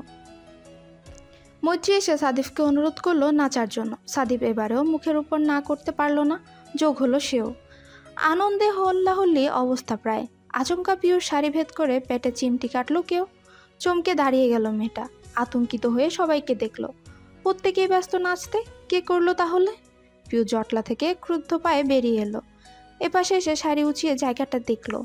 চিমটি কাটেনি, যেন মাংস খাবলে নেওয়ার ফন্দি করেছিল। নখের দাগ বসেছে স্পষ্ট। জীবনে প্রথম এমন পরিস্থিতির শিকার হয়েছে সে। শরীর রিরি করে উঠল তার। রাগে দুঃখে কান্না উগলে এলো। আর নাচবে না, বসে থাকবে চুপ করে। পিউ চেহারার দিকে এগোতে নিলে আচমকা ভীষণ জোরে হাত চেপে ধরলো কেউ একজন। পিউ ভুরকে তাকায়। শক্ত চিবুক, ক্ষুদ্র চোখ, তাকিয়ে আছে ধূসর। চেহারা দেখে পিউ ঘাবড়ে যায়, ভয় পায়। একটা কথাও বলল না সে। হাঁটা ধরলো বাড়ির দিকে। পিউ হুমড়ি খেয়ে পড়তে পড়তেও বেঁচে যায়। ধূসর হিড় করে টানতে টানতে নিচ্ছে একদম। বর্ষার ঘরটায় এসে কদম থামলো। হাত ছাড়ার নামে ছুঁড়ে মারলো তাকে। পিউ হুচট খেতে খেলেও না। শাড়ি সামলে রাখতে বলেছিলাম না তোকে? তপ্ত ভারী স্বরে পিহু ঢোক গিলল। সাফাই দেওয়ার ভঙ্গিতে বলতে যায়, ধূসর ইতিমধ্যে থামিয়ে দিল ধূসর। দুঃসহ হার হিমস্বরে বলল, আমার রাগ নিয়ন্ত্রণে থাকার মধ্যেই চেঞ্জ করে আসবি পিউ, না হলে কথা দিতে পারছি না তোকে কি করব। শীতল হুমকিতে পিহুর নেত্রপল্লব কেঁপে ওঠে, সমস্ত দেহ ঠান্ডায় আটসাটা। ধূসরের তীক্ষ্ণ ধারালো চাহনি হৃদয় নাড়িয়ে দেয়। ধূসর রুমের চার কোণায় চোখ বোলায়, খুঁজছে কিছু। পরপর এগিয়ে যায় নাক বরাবর। দাঁড় করানোর লাগেজটা হাতে তুলে পিউ ভীত নজরে দেখছে সব। কি করবেন ধূসর ভাই? ওর জামা পরবে নাকি? ধূসর লাগেজ এনে বিছানায় রাখলো, টেনে ঘুরিয়ে চেন খুললো। বেরিয়ে এলো পিহুর সমস্ত জামা কাপড়। ধূসর একটা একটা করে কাপড় বাছলো। শেষে পছন্দ মতো জলপাই রঙের স্কার্ট সেট আর ওড়না হাতে নিয়ে সোজা হয়ে দাঁড়ায়। ঘুরে তাকায় পিহুর দিকে, এগিয়ে যায়। পিহুর বুকের কাছে জড়সড় হাত দুটো টেনে সামনে এনে কাপড়গুলো ধরিয়ে দেয়। শান্ত কণ্ঠে তর্জন দেয়, সময় 5 মিনিট। চেঞ্জ করবি না দাঁড়িয়ে থাকবি ঠিক কর। পিহুর সাধ্য নেই দাঁড়িয়ে থাকা। ধূসর বিরতি নিতে না নিতেই দ্রুত পায়ে ছুটল সে। তড়িঘড়ি করে ওয়াশরুমে ঢুকলো। দরজার ছিটকিনে তুলে পিঠ ঠেকালো, বুকে হাত দিয়ে শ্বাস ফেললো। দুহাতে চেপে রাখা কাপড়গুলো একবার দেখে আয়নার দিকে তাকালো। সঙ্গে সঙ্গে নুয়ে গেল লাজুকতার ন্যায়। মুচকি এসে মাথা নামালো। ধূসর ভাইয়ের এই অধিকার বোধ, এই পজিটিভনেস তোলপাড় চালায় পক্ষে। মানুষটার প্রতিটা কাজ বুঝিয়ে দেয় কি অপরিসীম ভালোবাসার সিক্ত করছে তাকে। ধূসর ভাই ভালোবাসা নামায় শব্দটা কয়েকবার আওড়ালো পিহু। আজ প্রতিটা পদক্ষেপে ধূসর বুঝিয়ে দিচ্ছেন এটা। পিওর বুক কাঁপছে লজ্জায়। আচমকা মনে পড়লো ধূসরে বেঁধে দেওয়ার সময় ঠিক 5 মিনিটের মধ্যে চেঞ্জ করে সামনে যাওয়ার কথা। পিওর ডগমগ ভাব ঢাকা পড়ে গেল। তাড়াহুড়ো করে শাড়ির পিন ছোটাতে যায়, কিন্তু এখানেও যেন বিপত্তি। আঁচল ঘুরিয়ে একটা পিন পেছনে ব্লাউজের সাথে মেরেছিল। পরার সময় সহজে আটকাতে পেরেছিল, অথচ এখন খুলছেই না। পিউ চেষ্টা করলো, অনেকক্ষণ টানাটানি করলো, কিন্তু ছোটাতেই পারলো না। উল্টো সুচালো মাথাটা বিঁধে গেল আঙ্গুলে। চট করে হাত ফিরিয়ে আঙ্গুল জিভে ভেজালো সে। শীতের একটু ব্যথা ভয়ঙ্কর। পিউ ব্যর্থ হয়ে চবর্গীয় শব্দ করে। কি করবে এখন? হঠাৎ মাথায় আসে ধূসরের কথা। মানুষটা বাইরেই দাঁড়িয়ে, ডেকে বলবে একবার। পর মুহূর্তে ঘন ঘন মাথা নাড়ে। কি লজ্জার ব্যাপার এটা। পিউ আবার চেষ্টা করলো। সেফটি পিনের মাথাটা নাগালে পেলেও ফসকে যাচ্ছে। অধৈর্য হয়ে উঠল শেষমেশ। হাত মুচড়ে পিঠের কাছে নিতে নিতেও ব্যথা হয়ে যাচ্ছে। আর উপায় নেই। পিউ শ্বাস ফেলে দরজার ছিটকিনি টেনে সরায়। হালকা মাথা বের করে উকি দেয় বাইরে। ধূসর পায়ের উপর পা তুলে বিছানায় বসে আছে। সুনিপন মনোযোগ ফোনের স্ক্রিনে। পিউ ঠোঁট কামড়ে ভাবলো, ডাকবেন না কি ডাকবেন না। বহুক্ষণের ইতস্ততা কাটিয়ে ডেকে উঠল, ধূসর ভাই। ধূসর চোখে তাকালো, উত্তর পাঠায়। সে তাকাতেই পিউ কথা গুলিয়ে ফেলল। অমন ছুরির ন্যায় চাহনি দেখলে শব্দ বের হবে কিভাবে। জিভ দিয়ে ঠোঁট ভেজালো, কথা খুঁজলো। ধূসর যেন বুঝে নিল তার অস্থিরতা। উঠে এগিয়ে এলো সে। পিউ হৃদস্পন্দন জোরালো হয় তার প্রতিটা কদমে।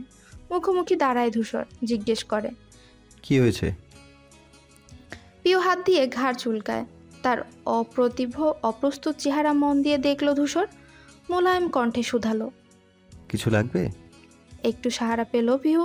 বিপদে সাহায্য পেতে এত লজ্জা কিসের, তাও যেখানে প্রসঙ্গ তার প্রিয় মানুষটার। সে দ্বিধাদ্বন্দ্ব কাটিয়ে বলল, ব্লাউজের সাথে সেফটি পিন আটকে গিয়েছে একটু। কথা শেষ হয় না ধূসর এইটুকু শুনেই বলল, দেখি ঘোর। পিউ দরজা ছেড়ে বেরিয়ে আসে। সুস্থির ভঙ্গিতে পিঠ ফেরায় তার দিকে। পরপর স্পর্শ পায় একটি হিমশীতল হাতের। ধূসর আলগোছে পিঠ থেকে চুল সরিয়ে কাঁধে রাখলো। উন্মুক্ত হলো পিউর ফর্সা মসৃণ পৃষ্ঠা। খুব দ্রুত চোখ ফেরায় সে। পিনের ভেতর পেঁচিয়ে যাওয়া শাড়ির ভাঁজে নজর দিতে চায়, কিন্তু না, ঘুরে ফিরে দৃষ্টি ফিরে আসে পিউর পিঠের উপর। খোলা পিঠ ধূসরের অন্তঃস্থলে শিহরণ তুলে। গলা শুকিয়ে হয় কাঠ, ঢোক গিলে সে। বক্ষ স্পন্দন বাড়তে বাড়তে পাহাড় ছোঁয়া। সংযম জগৎ সম্পর্ক সব ভুলিয়ে ভ্রান্ত করে মস্তিষ্ক। অশান্ত অস্থির ঢেউ আশ্রে পড়ে ভেতরে। স্মৃতি থেকে ইহজগৎ মুছে ধূসর খেয়েই হারালো। টুপ করে ঠোঁট ছোঁয়ালো সেখানে। প্রথমবারের মতো এক গভীর খাদহীন চুমো আঁকলো পিহুর শরীরে। অমনি পিহুর শরীর ঝাঁকুনি দিল, থরথরে কাঁপলো হাঁটু দুটো। নিচু চিবুক উঠে এলো, বৃহৎ চোখ ছড়িয়ে গেল বাইরে। কল্পনাতীত ঘটনায় সে কর্তব্যহীন। স্তম্ভিত নেত্রে ঘুরতে চাইলে আটকে দিল ধূসর। ফিরতে দিল না তার দিকে, শক্ত করে বাহু চেপে রাখে। শান্ত হস্তে পিন ছোটায়, তারপর হন হন কদমে ঘর ছাড়ে। পায়ের শব্দে স্পষ্ট বুঝল পিহু ধূসর নেই রুমে। তবুও ফিরে দেখার শক্তিটুকু হলো না তার। বুকটা প্রচণ্ড কাঁপছে। এই তো ধরাস করে না লাফাচ্ছে, যেন ফুলে ফেপে বেরিয়ে আসবে। পিউ হাত রাখলো সেখানে, উপর থেকে যেন হৃৎপিণ্ডটা খামচে ধরতে চাইল। শ্বাস আটকে আসছে তার। লজ্জায় কুণ্ঠায় ডুবে গেল সে। ধূসর ভাই ছুঁয়েছে তাকে। এই ছোঁয়া ভালোবাসার, এই ছোঁয়া কাছে আসার। পিউ চোখ বুঝে শ্বাস নিল। ভীষণ দ্রুত বুকে ওঠানামা করলো।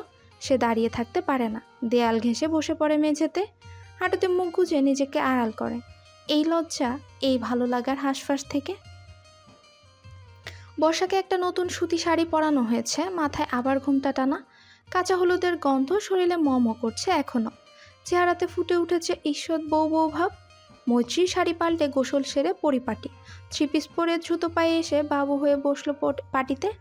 বর্ষার হাত দিয়ে কোলের উপর রাখলো। বর্ষা গ্যালারি ঘেটে একটা ছবি মেলে ধরলো তার সামনে। নম্র কণ্ঠে আদেশ করলো, বহু এইরকম ডিজাইন দিয়ে দিবি ওকে। মৈত্রী মাথা ঝাঁকায়, মনোযোগ দিয়ে স্ক্রিনে অবলোকন করে, তারপর হাত লাগায় আঁকতে। মেয়েটার মেহেদি আঁকার হাত দারুণ। যে নকশা দেখাবে একদম কপি পেস্ট করে দেবে চোখ বুঝে। জাতিগোষ্ঠী যারই বিয়ে হোক, ডাক পড়বে পড়বেই। এমনকি প্রতিবেশীরও বিনে পয়সায় লুফে নেয় তার প্রতিভা। মৈত্রীর কিন্তু বেশ ভালো লাগে এসব।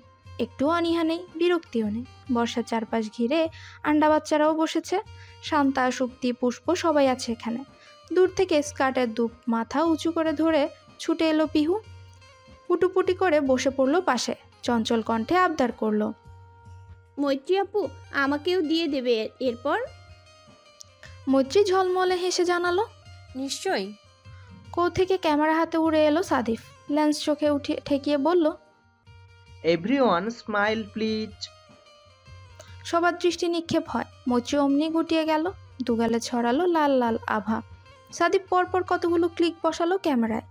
পিউর দিক চোখ পড়তে ভ্রু গুটিয়ে বলল, শাড়ি পাল্টালি যে, ভালোই লাগছিল তো। পিউ কিছু বলতে নিয়েও থমকায়। পেছনের হৃদয়স্পর্শী ঘটনাটুকু মনে করেই লজ্জায় নেতিয়ে পড়ে মন। আস্তে ধীরে জবাব দেয়, গরম লাগছিল। বর্ষা চোখ কপালে তুলে বলল,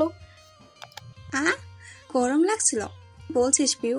আমার গায়ে এখন কলসির পানিগুলো ঢালছিস মনে হয়। আমার গায়ে এখন কলসির পানিগুলো ঢালছিল ফ্রিজে সিট। মৈত্রীর হাত চলছে না। সাদিপ দাঁড়িয়ে তার পাশে। আর চোখে কেবল কোমর অবধি দেখা যায়। সে ভীষণ রকম চাইছে ওর মুখটা দেখবে। চশমাওয়ালা ফর্সা লোকটার মুখখানি হৃদয়ে উথলে দেয়, কিন্তু পারে না। কোণঠায় হারিয়ে যায় ইচ্ছে। তার লজ্জা এক ধাপ বাড়াতে সাদিপ বসে পড়ল পাটির উপর। মুগ্ধ হয়ে বলল, বাহ, আপনি আর্টিস্ট তো বেশ। মৈত্রীর বুক ধুকবক করে। অশান্ত অমত্ত ঝড় বয়। সাদিপের গা থেকে আতরের গন্ধ ভেসে আসছে। কি মধুর সেই গ্রান। মৈত্রী কথা বলতে চায়, চাইলেও ছোট করে ধন্যবাদ দিতে ব্যর্থ সে এবারেও। উফ, কি জাদু করলো লোকটা, তাও মাত্র একদিনে। পিউ আশেপাশে তাকাচ্ছে, গলা উঁচিয়ে উঁচিয়ে দূরেরটাও দেখছে। এক কথায় খুঁজছে সে ধূসরকে। বিকেলের ঘটনার পর তার ঘর ছাড়তে কষ্ট হয়েছিল। বের হলেই ধূসর ভাই সামনে পড়বেন কি করে চোখাচোখ মেলাবে। তারপর সে চিন্তায় হা হুতাশ করে পিহু ঘাপটি মেরে বসে থাকে। কিন্তু তার মতো মেয়ে কি আর ঘরে বসে থাকার মানুষ? নিচে এত হই হুল্লোড় হচ্ছে, সে নাকি থাকবে কি করে? তার উপর ঘি ঢালে শুক্তি, সেও জামা পাল্টাতে এসেছে। ঘাড়ের কাছে গাউনের লেবেলটা খোঁচাচ্ছিল। আপাতত পাল্টে শান্তিমতো অন্য কিছু পরবে। পিউকে বাড়িতে দেখেই সে উদ্বিগ্ন নিয়ে বলল, আরে পিউ আপু, তুমি এখানে কেন? নিচে কত কিছু হচ্ছে জানো? আম্মু, তোমার ছোট মা সবাই নাচছে। যাও যাও, না হলে সব মিস হয়ে যাবে। আর ঘরে থাকা হয় না। নাচনে বুড়ি ঢোলের বাড়ি পেলে কি টিকে থাকে? সে ছুটে বের হলো তখনই। কিন্তু উঠোনে ধূসর ছিল না। পিউ ক্ষণিকের স্বস্তি পায়। অথচ ঘন্টার পর ঘন্টা পার হলেও ধূসরের দেখা নেই। পিউর চিন্তা হতে থাকলো, এই যে এখনো হচ্ছে। মা, মেঝো মা সবাইকে জিজ্ঞেস করেছে, কিন্তু তারা কেউ জানে না। পিউর ধ্যান কাটে রিংটোনের শব্দে। পুষ্পর ফোন বাজছে। সে স্ক্রিনে চোখ বুলিয়ে সবার দিকে একবার তাকায়। পিউ চটপট দৃষ্টি আড়াল করে। পুষ্প আলগোছে নিঃশব্দে উঠে যায় সেখান থেকে। পিউ সন্দেহ হলো। পুষ্পর হাবভাব অন্যরকম লাগলো। আপুর চেহারাটা একটা চুটচুট ভাব ফুটেছিল না? কে ফোন করেছে ওকে? কৌতূহলে সে বসে থাকতে পারল না। উঠে দাঁড়াতেই সাদিপ প্রশ্ন করে, কই যাস? আসছি। পিউ হাঁটা ধরলো, অনুসরণ করলো পুষ্পকে। সে গিয়ে দাঁড়ালো একেবারে বাড়ির শেষ মাথায়। সাউন্ড সিস্টেমের আওয়াজ নেই, লাইটিংয়ের স্পর্শ নেই। তেমন নিরিবিলি জায়গায় গিয়ে রিসিভ করলো ফোন। মিহি কণ্ঠে বলল, হ্যাঁ বলো। পিউ একদম পেছনে এসে দাঁড়ায়, সজাগ হয়ে কান পাতে। ইদানিংয়ে পুষ্পকে তার অন্যরকম লাগছে, মনে হচ্ছে কিছু একটা লুকিয়ে চুরিয়ে করছে। আড়ি পাতা খারাপ, কিন্তু পিউ ভালো মন্দ ভুলে যাবে, বলা তো যায় না। কেঁচো খুঁড়তে সাপ বের হলে। পুষ্প বলতে গেল, এরই মধ্যে ওদিক থেকে ডাক ছুড়ল মৈত্রী। এই পিউ এসো, এবার তোমাকে লাগিয়ে দিই। পিউ ভয় পেল। পুষ্প ঘুরে ওকে দেখলে খবর করে ছাড়বে। আড়ি পাতার অপরাধে না জানি কানটাই ছিঁড়ে দেয়। সে ঝটপট দৌড় লাগায়। কথা শোনার দরকার নেই, আগে প্রাণে বাঁচুক। কোন ডিজাইনটা দেব? একটা ছোটোখাটো দিয়ে দাও। আচ্ছা, নড়াচড়া যাবে না। তাহলে দিতে পারি না আমি। পিউ মাথা দোলালো। ঠিক আছে। মৈত্রী পিউর হাতে মেহেদির মাথা ছোঁয়াতেই সাদীপ ব্যাগ নিয়ে বলল, এই 1 মিনিট 1 মিনিট। মৈত্রী তাকায়, দুজনের চোখাচোখি হয়। পিউ জিজ্ঞেস করলো, কি হলো? সাদীপ ক্যামেরা তাক করে বলল, এবার দিন, ভিডিও করে রাখছি, পরে সময় করে দেখব। কথাটা সে নিজের মতো বললেও মৈত্রী অনেক কিছু ভেবে বসে। মৃদু হেসে চোখ নামায় পিউর হাতের তালুতে। পিউ গালে হাত দিয়ে বসে, মাঝে মধ্যে আশেপাশে দেখে ধূসর ভাই এলেন কি না। ততবার মনে পড়ে সেই দৃশ্য। ধূসর প্রথমবার তাকে চুমু খেয়েছে, এরপরেও লোকটা ভালোবাসে না। বোঝার ক্ষমতা নেই কার। একটা অবুঝ শিশুও বুঝবে এসব। পিউর হঠাৎ চোখ পড়ে বর্ষার দিকে। বাম হাত বিছিয়ে বসে সে, কিঞ্চিত জায়গা ফাঁকা নেই। তালুর মাঝখানে আবার বি যে লেখা। পিউর ইচ্ছেরা জেগে ওঠে, সেও লিখবে এভাবে। মুখ ফুটে বলতে যেও শান্তা সাদীপ এদেরকে খেয়াল করে। ধূসরের নামের প্রথম লেটারটা আনকমন। 14 গোষ্ঠীতেও ডি দিয়ে আর কারোর নাম নেই। এদের সামনে বললে নিঃসন্দেহে বুঝে ফেলবে, যেহেতু তাদের প্রেম এখনও জোরালো হয়নি। ধূসর তাকে মনের কথা বলেননি, সেও প্রেমিকার রূপ পায়নি। তখন কাউকে কিছু বুঝতে দেওয়া বোকামো হবে না। পিউ চুপ করে থাকলো, তবে বলে রাখলো, মাঝখানে জায়গা ফাঁকা থাকুক আপু। মৈত্রী দ্বিরুক্তি করে না, মাঝে অল্প জায়গা রেখে আশেপাশে ভরিয়ে ফেলে। শেষ করে জানায়, হয়ে গেছে। পিউ হাত ফিরিয়ে উঠে যায়। ও যেতে ক্যামেরা বন্ধ করে সাদীপও চলে গেল। মৈত্রীর মুখটা ঝুপ করে কালো হয়ে গেল। অমনি বসে থাকলে কি হতো? শান্তার দিকে চেয়ে বলে, দে তোকে লাগিয়ে দিই। শান্তা মোটা কণ্ঠে বলল, লাগবে না। মৈত্রী ভূগোটায়। বললি না লাগাবি? শান্তা গাল ফুলিয়ে বলল, আমি আগে বলেছিলাম, তুমি পিয়া আপুকে তাহলে আগে লাগিয়ে দিলে কেন? সিরিয়াল তো আমার ছিল। বর্ষা কোষে ধমক দিয়ে বলল, ছুতে তুই কি হাঁটু নেমেছে? পিউ আমাদের গেস্টরা বছর পর এলো, হিংসে করছিস কেন? ও দিয়েছে, এখনো তুই দে। একই তো হলো, আশ্চর্য। শান্তার চেহারা বাকিটুকু কালো হলো। বর্ষা পাত্তা দিল না, উল্টে বলল, যাই কটা ছবি তুলে আসি, ওকে পাঠাবো। তারপর জায়গা ত্যাগ করলো সেও। মৈত্রী বলল, হাত দে। বললাম না লাগবে না। রাগ করিস কেন? তুই তো আমার নিজের মানুষ, তাই না? পিউ তো গেস্ট, গেস্টদের প্রায়োরিটি দিতে হয় সব সময়। দে শোনাবো, পিওর থেকেও একটা সুন্দর দেখে ডিজাইন এঁকে দিব। শান্তার মন নরম হলো, বাম হাতটা এগিয়ে দিল, সাথে দেখালো, এখানে ফাঁকা রাখবেন, ছোট করে লিখে দিবে HD। ডি থেকে? এই তুই কি প্রেম করছিস? মৈত্রী কপাল কুচকায়। শান্তা আর্তনাদ করে বলল, আস্তে, সবাই শুনে ফেলবে। মৈত্রী গলা নামিয়ে বলল, ডি থেকে? শান্তা মাথা নুয়ে লাজুক হেসে বলল, ধূসর ভাইয়া। আফতাব শিকদারের মাথায় হাত, মুখটা চুপসে গেছে। মানিজ্যত সব নেমেছে রাস্তায়। জীবনে অনেক বড় ভুল করেছেন। এক ছেলের বাপ হয়ে শান্তিমতো মন ভরে একটু শাসনও করতে পারেনি। আর সেই না পারাই কাল হয়েছে আজ। ছেলেটাকে আদৌ মানুষ বানাতে পারলেন না। এত পড়ালেখা করানোর পরেও গুন্ডা তৈরি হয়েছে একটা।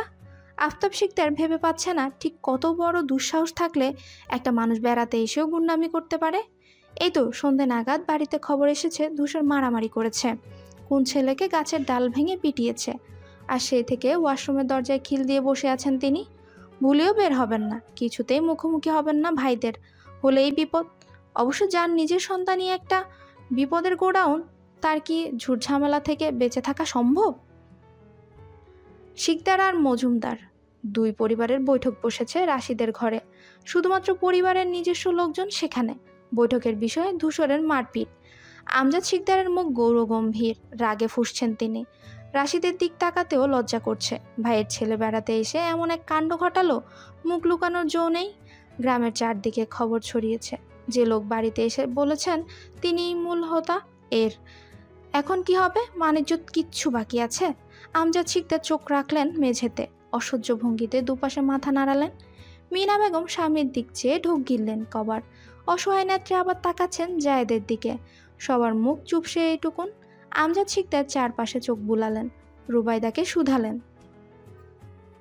আফতাব কোথায়? ঘরে নেই। মিনমিনে কণ্ঠে জানালেন তিনি। আমজাদ শিকদার চেহারা কুচকালেন। এইরকম সময় কই হাওয়া খেতে গেছে সে? রাদিফকে সদর দরজায় পাহারায় রাখা হয়েছে। সবাই যে এই ঘরে জাগ বেঁধে বসে আছে, ধূসর চোকাটে পা রাখা মাত্রই সবার কান এড়িয়ে এসে খবর পৌঁছে দিতে হবে। রাদিফ অক্ষরে অক্ষরে ভদ্র ছেলে, তেমন পয়েন্টে পয়েন্টে সে বড় চাচার হুকুম মেনেছে। এই তো আঙ্গুল ধরে হাজির হলো ধূসর সহ। তার পরনের নীল পাঞ্জাবি ঘামে ভেজা, কপাল চুলেও চিকচিক করছে ঘাম।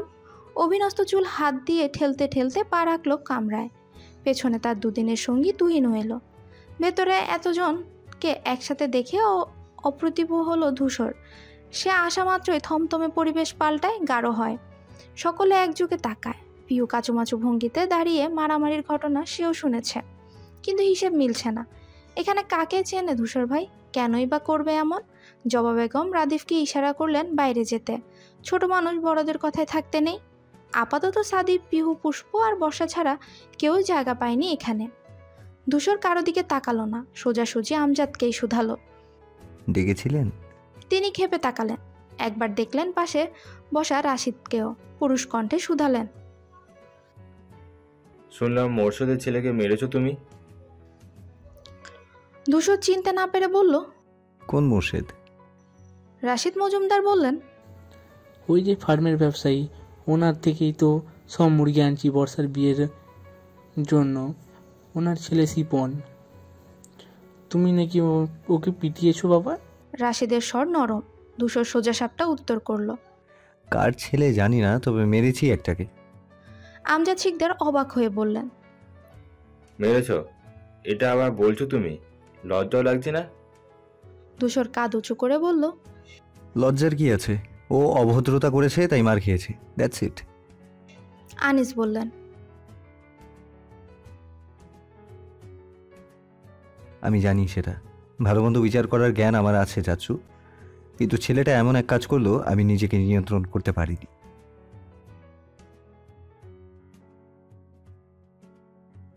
বেধরম পিটিয়েছি গিয়ে বললো, তাহলে তো ও বাড়ি পর্যন্তই যেতে পারতো না।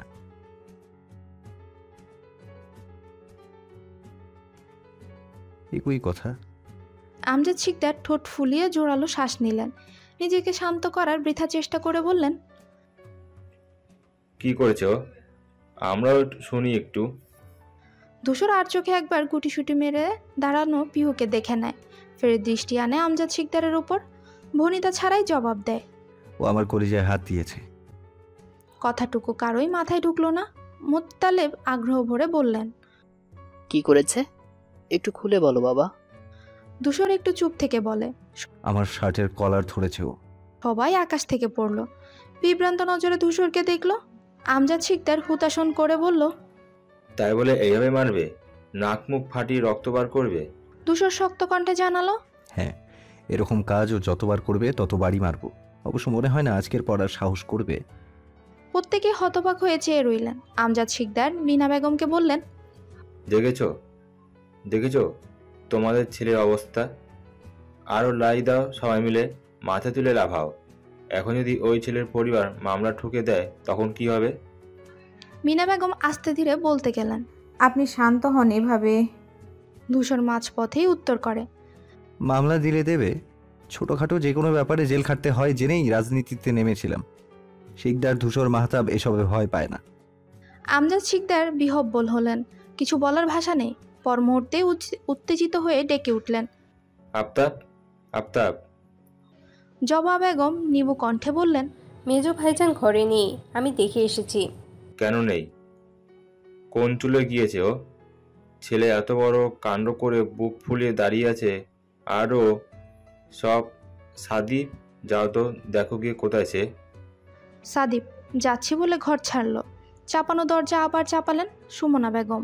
রাশিদ মজুমদার সুস্থির কণ্ঠে বললেন, থাক ভাইজান, যাওয়ার হয়ে গেছে। ধূসরের মাথা গরম, বাচ্চা ছেলে করে ফেলেছে।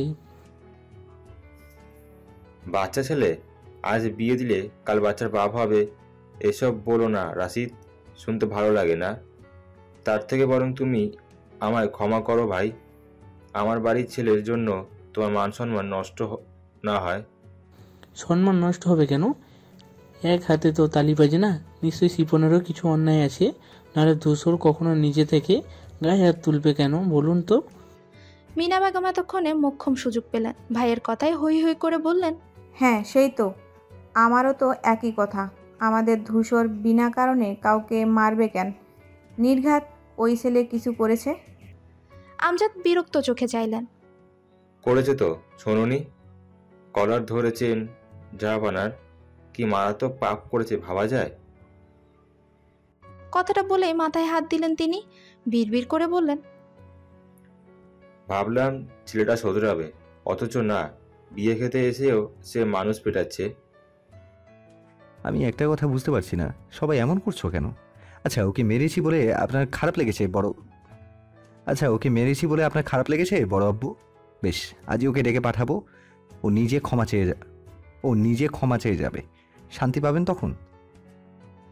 আমজাদ শিকদার তাজ্জব বনে বললেন, যাকে মারলে সে এসে ক্ষমা চাইবে। দোষ যার, ক্ষমা চাওয়ার দায়ও তার। আনিস আমজাদ হতাশ আহত শ্বাস নিলেন। ধূসর বলল, আমার মনে হয় আপনাদের আর কিছু বলার নেই, আমি তাহলে যাই, বিশ্রাম নেব। এবারেও তবদা খেলো সবাই। ধূসর বেরিয়ে গেল। আনিস হা করে বললেন। তুহিন ছিল নীরব দর্শক। সেও ধূসরের পিছু চলতে গেলে রাশিদ মোটা কণ্ঠে ডাকলেন, তুহিন। ছেলেটা দাঁড়িয়ে যায়, ভীত নজরে ফিরে তাকায়। কি কাকা? তুই কি জানিস এই ব্যাপারে? তুহিন আমতা আমতা করে বলল, জি, আমি তো ওখানে ছিলাম না, পরে এসেছি। রাশিদ মেনে নিলেন, বললেন, যা। কিন্তু পিও মানতে পারল না। তুহিনের হাবভাব সন্দেহজনক। ছেলেটা এই দুদিনে ধূসরের সাথে ছায়ার মতো ছিল। ও নিশ্চয়ই কিছু জানে। তুহিন বের হতেই সভাভঙ্গ হলো। বড়রা আলোচনায় মন দিলেন। মোর্শেদ বিচার আনলেন কি করবেন সে নিয়ে। মোতালে বুদ্ধি দিচ্ছেন, অবশ্যই ধূসরের সাপোর্ট নিয়ে। হাত পা তো ভাঙেনি, তাহলে ক্ষতিপূরণ কিসের? কিন্তু আমজাদ জানালেন তিনি ক্ষতিপূরণ দেবেন, সমস্যা নেই, তবু যেন বদনাম না হয়। পিউ সুযোগ বুঝে ঘর থেকে বের হলো। তুহিন ধূসরের কক্ষে যাওয়ার জন্য 3 তলা সিঁড়িতে উঠেছে কেবল। এর মধ্যেই ধরফড়িয়ে ডাকলো সে, এই যে ভাইয়া শুনুন। তুহিন থমকায়, ঘুরে তাকায়। পিহু ছুটে এসে সামনে দাঁড়ালো। তুহিন শুভ্র হেসে বলল, ভালো আছেন আপু? পিহু ঘন ঘন বলল, জি জি ভালো আছি, আপনি কেমন আছেন? ভালো তাই না? আচ্ছা একটা কথা বলুন তো, ধূসর ভাই মারামারি কেন করেছেন? তুহিন ভেবাচাকা খেলো। এত গড়গড় করে এক শ্বাসে কথা বলে কেউ? ধাতস্থ হতেই চুপ মেরে যায়। ভেবে চিনতে বলে, ওই যে ও ঘরে ভাই যা বললেন কলার। এটুকু শুনতে পিহু অনীহা কণ্ঠে বলল, কলার ধরেছে বলে মেরেছে? এইসব বিশ্বাস কেউ করলে আমি করছি না, সব মিথ্যা। আমি জানি। আপনার কাছে এসেছি সত্যিটা শুনতে। নিন চটপট বলে ফেলুন দেখি। মিথ্যে নয়, সত্যি বলছি। কিন্তু আপনার মুখ দেখে তো স্পষ্ট বোঝা যাচ্ছে ঘটনা মিথ্যা। তুহিন বিভ্রান্ত হয়ে চেহারায় হাত বুলালো। পিহু লাফিয়ে বলল, দেখলেন, তার মানে আপনি মিথ্যাই বলছেন। এবার অন্তত সত্যি বলা উচিত। বলুন বলুন, কেন মারামারি করছেন উনি? তুহিন ভাবতে বসলো। পিহু ফের তাড়া দেয়। তুহিন অসহায় কণ্ঠে বলে, কাউকে বলা নিষেধ, শুনলে ভাই রাগ করবেন। পিহু মাছি তাড়ানোর মতো হাত নেড়ে বলল, আরে ধুর, নিশ্চিন্ত থাকুন। ধূসর ভাইয়ের কেন কারো কানেই যাবে না। আপনি আমায় বিশ্বাস করুন, আমি তো আপনার ছোট বোনের মতো, তাই না ভাইয়া? ইমোশনাল কথাবার্তায় তুহিন গলে গেল, ঠোঁট ভিজিয়ে আশপাশ দেখলো, সতর্ক চোখে গলা নামিয়ে বলল, আসলে হয়েছে কি, দুপুরে যখন আপনারা সবাই নাচছিলেন, শিপনি আপনার পেটে চিমটি কেটেছিলেন। ধূসর ভাই নিজে দেখেছেন, আর তাই ওকে আমাকে দিয়ে ডেকে নিয়ে মেরেছিলেন। লোকজন চলে না এলে খবর ছিল ওর। নাকে কটা সেলাই লাগে কে জানে। আমি যে বলে দিলাম কাউকে বলবেন না যেন। পিউ স্তব্ধ, বাকরুদ্ধ। তুহিন ফের কিছু বলবে, এর মধ্যে উপর থেকে নেমে এলো সুপ্তি। সিঁড়িতে দাঁড়িয়ে ছোট্ট কণ্ঠে জানালো, আপনাকে ধূসর ভাইয়া ডাকছে। ছেলেটা আর দাঁড়ালো না, দ্রুত পায়ে উঠে গেল 3 তলায়। পাথর হয়ে দাঁড়িয়ে রইল পিহু, চোখে পাতা অবধি নড়ছে না। দেখে সুপ্তি ভ্রু কুচকালো, নেমে এসে পাশে দাঁড়ালো। কি হয়েছে আপু? পিউ উত্তর করে না, সে বিস্ময়কুল হয়ে তাকিয়ে থাকে। সুপ্তি হাত দিয়ে মৃদু ধাক্কা দিল। এই পিউ আপু, কি হলো তোমার? পিউ নড়ে উঠে, সম্বিত ফিরে হা হুতাশ করে বলে, আমাকে ধর সুপ্তি, আমার মনে হয় অ্যাটাক ফ্যাটাক হয়ে যাচ্ছে। আফতাব শিকদার ওয়াশরুম থেকে বের হলেন, সচেতন চোখ ঘরের পুরোটা দেখলেন। এতক্ষণে বিচার কার্য শেষ নিশ্চয়ই, বেঁচে গেলেন তাহলে। তিনি আস্তে আস্তে পা টিপে টিপে শুয়ে পড়লেন বিছানায়। কম্বল মুড়ি দিতেই রুবাইদা বেগমের কণ্ঠ ভেসে এলো, তুমি কোথায় ছিলে এতক্ষণ? আফতাব শিকদার চোখ বড় বড় করলেন, পরপর হাই তুলতে তুলতে কম্বল নামিয়ে বলল, ঘুমোচ্ছিলাম। রুবাইদা বেগম এগিয়ে এলেন। ঘুমোচ্ছিলে? কই, আমরা তো ঘরে এসে দেখে গেলাম, ঘর তো ফাঁকা ছিল। আমি তো মাত্র এলাম। হো, খুঁজছো কেন? কিছু হয়েছে? রুবাইদা বেগম পাশে বসলেন, মন খারাপ করে বললেন, কি আবার হবে? তোমার ছেলে মারপিট করেছে, শোনোনি? আফতাব শিকদার ভাবনায় পড়ে গেলেন। আসলে কি বউ আনলে ছেলে পাল্টাবে? যদি পাল্টায় তবে মন্দ হয় না, নিজেও শান্তি পাবেন। মাথা দুলিয়ে বললেন, বাড়ি ফিরে নেই? রাত নেমেছে, অথচ নিকোষ গাঢ় অন্ধকার। মজুমদার বাড়ির জমকালো আলোর সামনে মাথা তুলতে পারছে না। 3 বিঘা জমির ওপর গড়ে তোলা বাড়ি, সমস্ত দেয়াল জুড়ে লাগানো চোখ ধাঁধানো লাইটিং, লাল সবুজ বাতি জ্বলছে নিচ্ছে। এক মুহূর্ত সাউন্ড সিস্টেমটাও রেহাই নেই। একজন ফোন কানেক্ট করে চালাচ্ছে পছন্দের গান, সবাই ব্যস্ত কাজে। পিহুর মন ফুরফুরে উঠছে, সে প্রজাপতির ন্যায়। ধূসর তাকে ছোঁয়ার অপরাধে কাউকে মেরেছে, কথাটা যতবার ভাবছে আবেগে গলে পড়ছে। কণ্ঠে অবিশ্বাস্য নিয়ে নিজেকে প্রশ্ন করছে, এত ভালোবাসেন উনি আমায়? কিন্তু তার এই উচ্ছ্বাস, এই উন্মাদনা বেশিক্ষণ স্থায়ী হলো না। আগন্তুকের ন্যায় 7টার দিকে বাড়িতে পা রাখলো মারিয়া। ডানে বামে নয়, সোজা সে বর্ষার ঘরে গিয়েছে। পিউ, শান্তা, মৈত্রী, সুপ্তি, রাদিফ, রিক্ত, রোহান ছাড়াও বিয়েবাড়ির সব বাচ্চা কাচ্চা তখন এই ঘরেই। মারিয়া এসে পেছন থেকে চোখ চেপে ধরলো বর্ষার। বর্ষা ভরকে গেল, কৌতূহলে কে কে করলো। পিউ রিমুভার দিয়ে বিশাল মনোযোগে নেল পলিশ তুলছিল পায়ের। রাদীপ বিস্ময় নিয়ে যখন আওড়ালো, পিউ তড়িৎ বেগে মুখ তুলল। 480 ভোল্টেজে ঝটকা খেলো ওকে দেখে। মারিয়া হাত ঢিলে করতে বর্ষা পিছে ঘুরে তাকায়। সে ঠোঁট উল্টে বলল, যা, আগেই নাম বলে দিয়েছে রাদিফ। বর্ষার ওসবে কান নেই, সে প্রবল বেগে জাপটে ধরল ওকে, খুশিতে জ্ঞান হারানোর উপক্রম। কণ্ঠে অবিশ্বাস নিয়েই বলল, সত্যি এসেছিস? আমি ভাবলাম আসবি না। মারিয়া হেসে বলল, ধুর বোকা, তোর বিয়ে আর আমি আসবো না। বর্ষার চোখ ছলছল করে ওঠে। কতদিন পর কেমন আসিস? অনেক হাঁটিস তাই না ওদেরকে? ওসব ছাড়, তোকে কি সুন্দর লাগছে রে বর্ষা, একদম টুকটুকে বউ। বর্ষা ঠোঁট ভরে আসলো। না, চাচি বোধহয় রান্নাঘরে, আমি তো সোজা এখানে এলাম। পুষ্প ফোনের লাইন কেটে বারান্দা থেকে ঘরে এলো। মারিয়ার পেছন থেকে দেখে মুখ দেখানোর জন্য এগিয়ে এলো। গালের এক পাশ দেখতেই বিস্ময় সমেত বলল, মারিয়া। মারিয়া পাশ ফেরে পুষ্পকে দেখে উঠে দাঁড়ায়, হেসে জিজ্ঞেস করে, কেমন আছো? পুষ্প আর চোখে মেঝেতে বসা পিহুর দিকে দেখলো। সে তখনও বিমূঢ় হয়ে তাকিয়ে আছে, বিভ্রান্তে ভুগছে। এই মেয়ে এখানে কি করে?